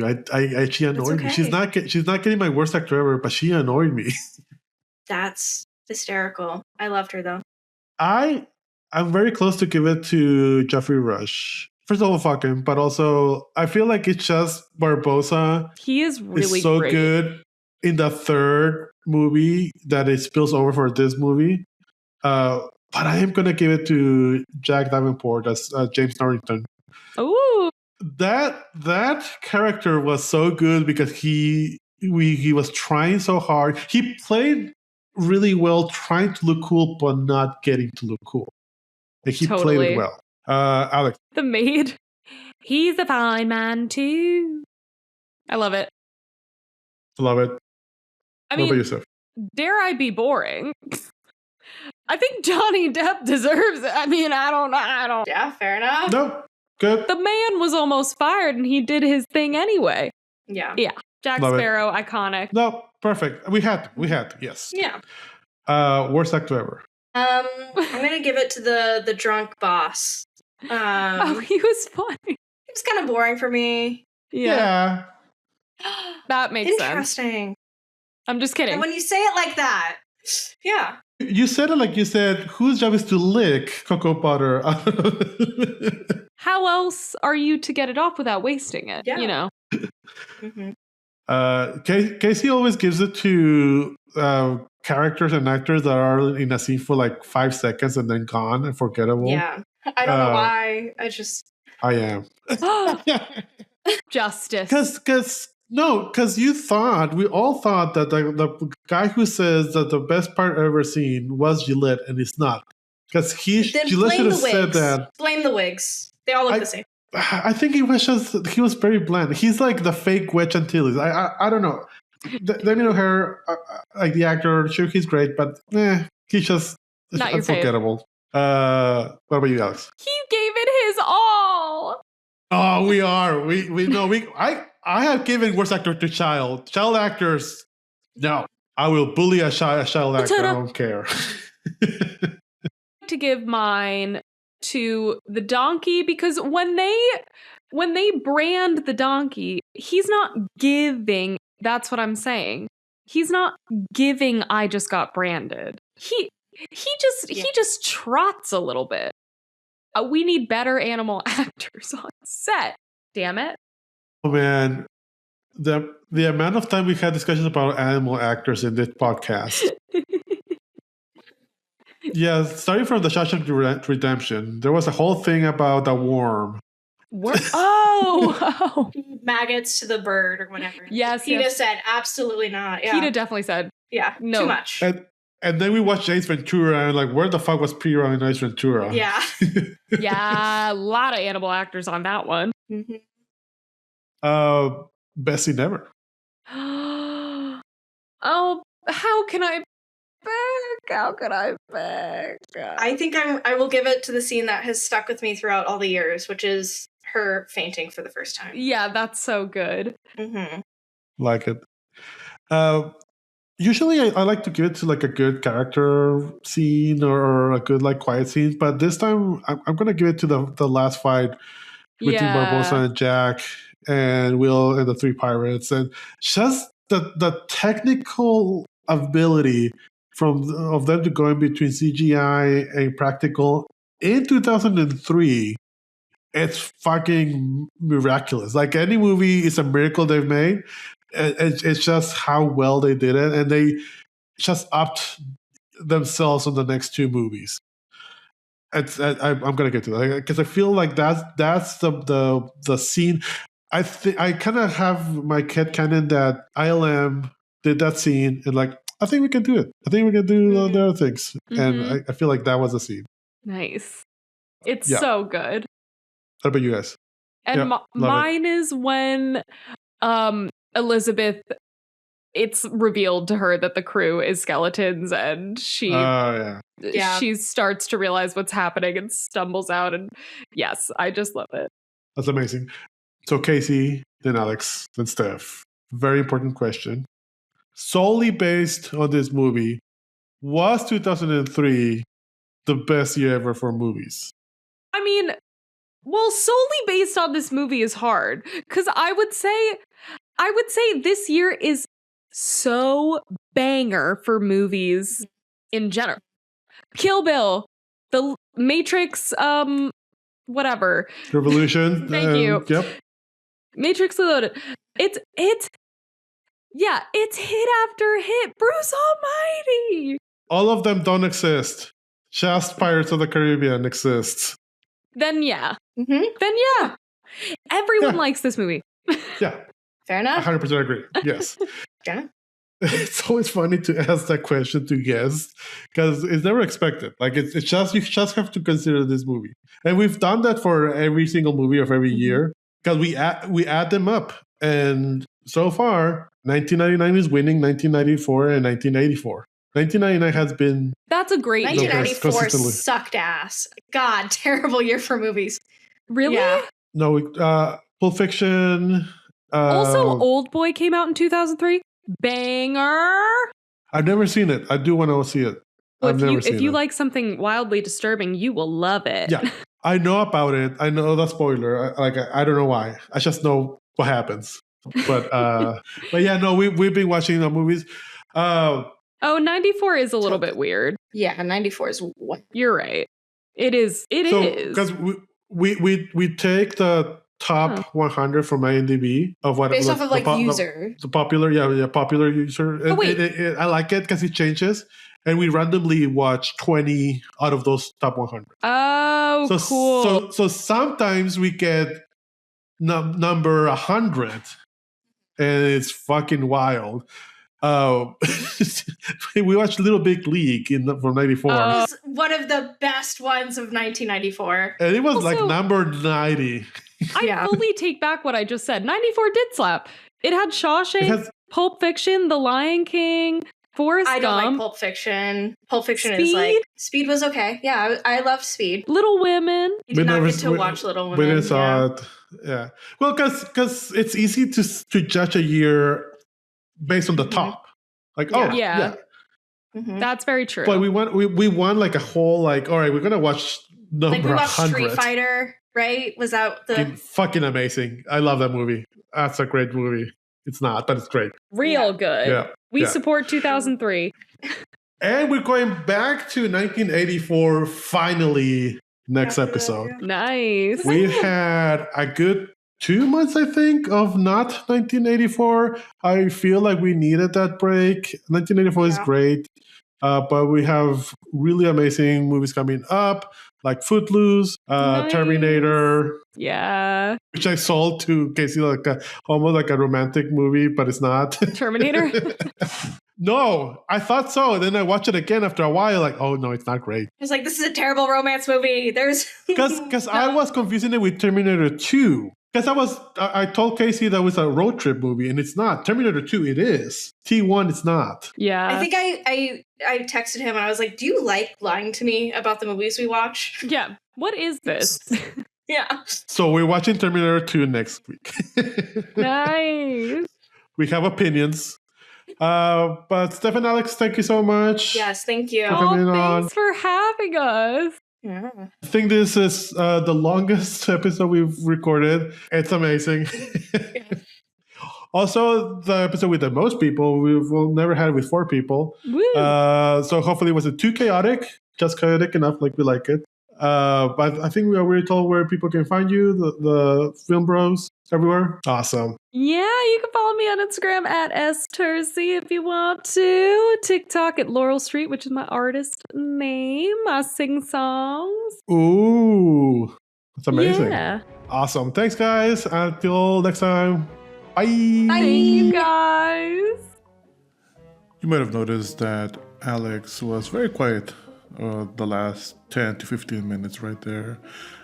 She was aboard. She didn't hang up. It was some technical difficulties. Her audio got lost to the ether. But we were very thrilled and very happy to have Alex and Steph as a guest for Pirates of the Caribbean. But if you want us to review another Pirates of the Caribbean 2 and 3, maybe a super episode, do we want to watch 4 and 5? Do those movies count? I don't think they do. Let us know. Please email us to busyeverpod@gmail.com. You can also DM us and find us on all socials, busyeverpod, Twitter, Blue Sky, not X. We are also on YouTube, busyeverpod. We regularly upload shorts and some video versions of our episodes, mostly reviews. But as always, it'll be great if you tell your friends, tell your loved ones, rate, review on all of your podcast listening services.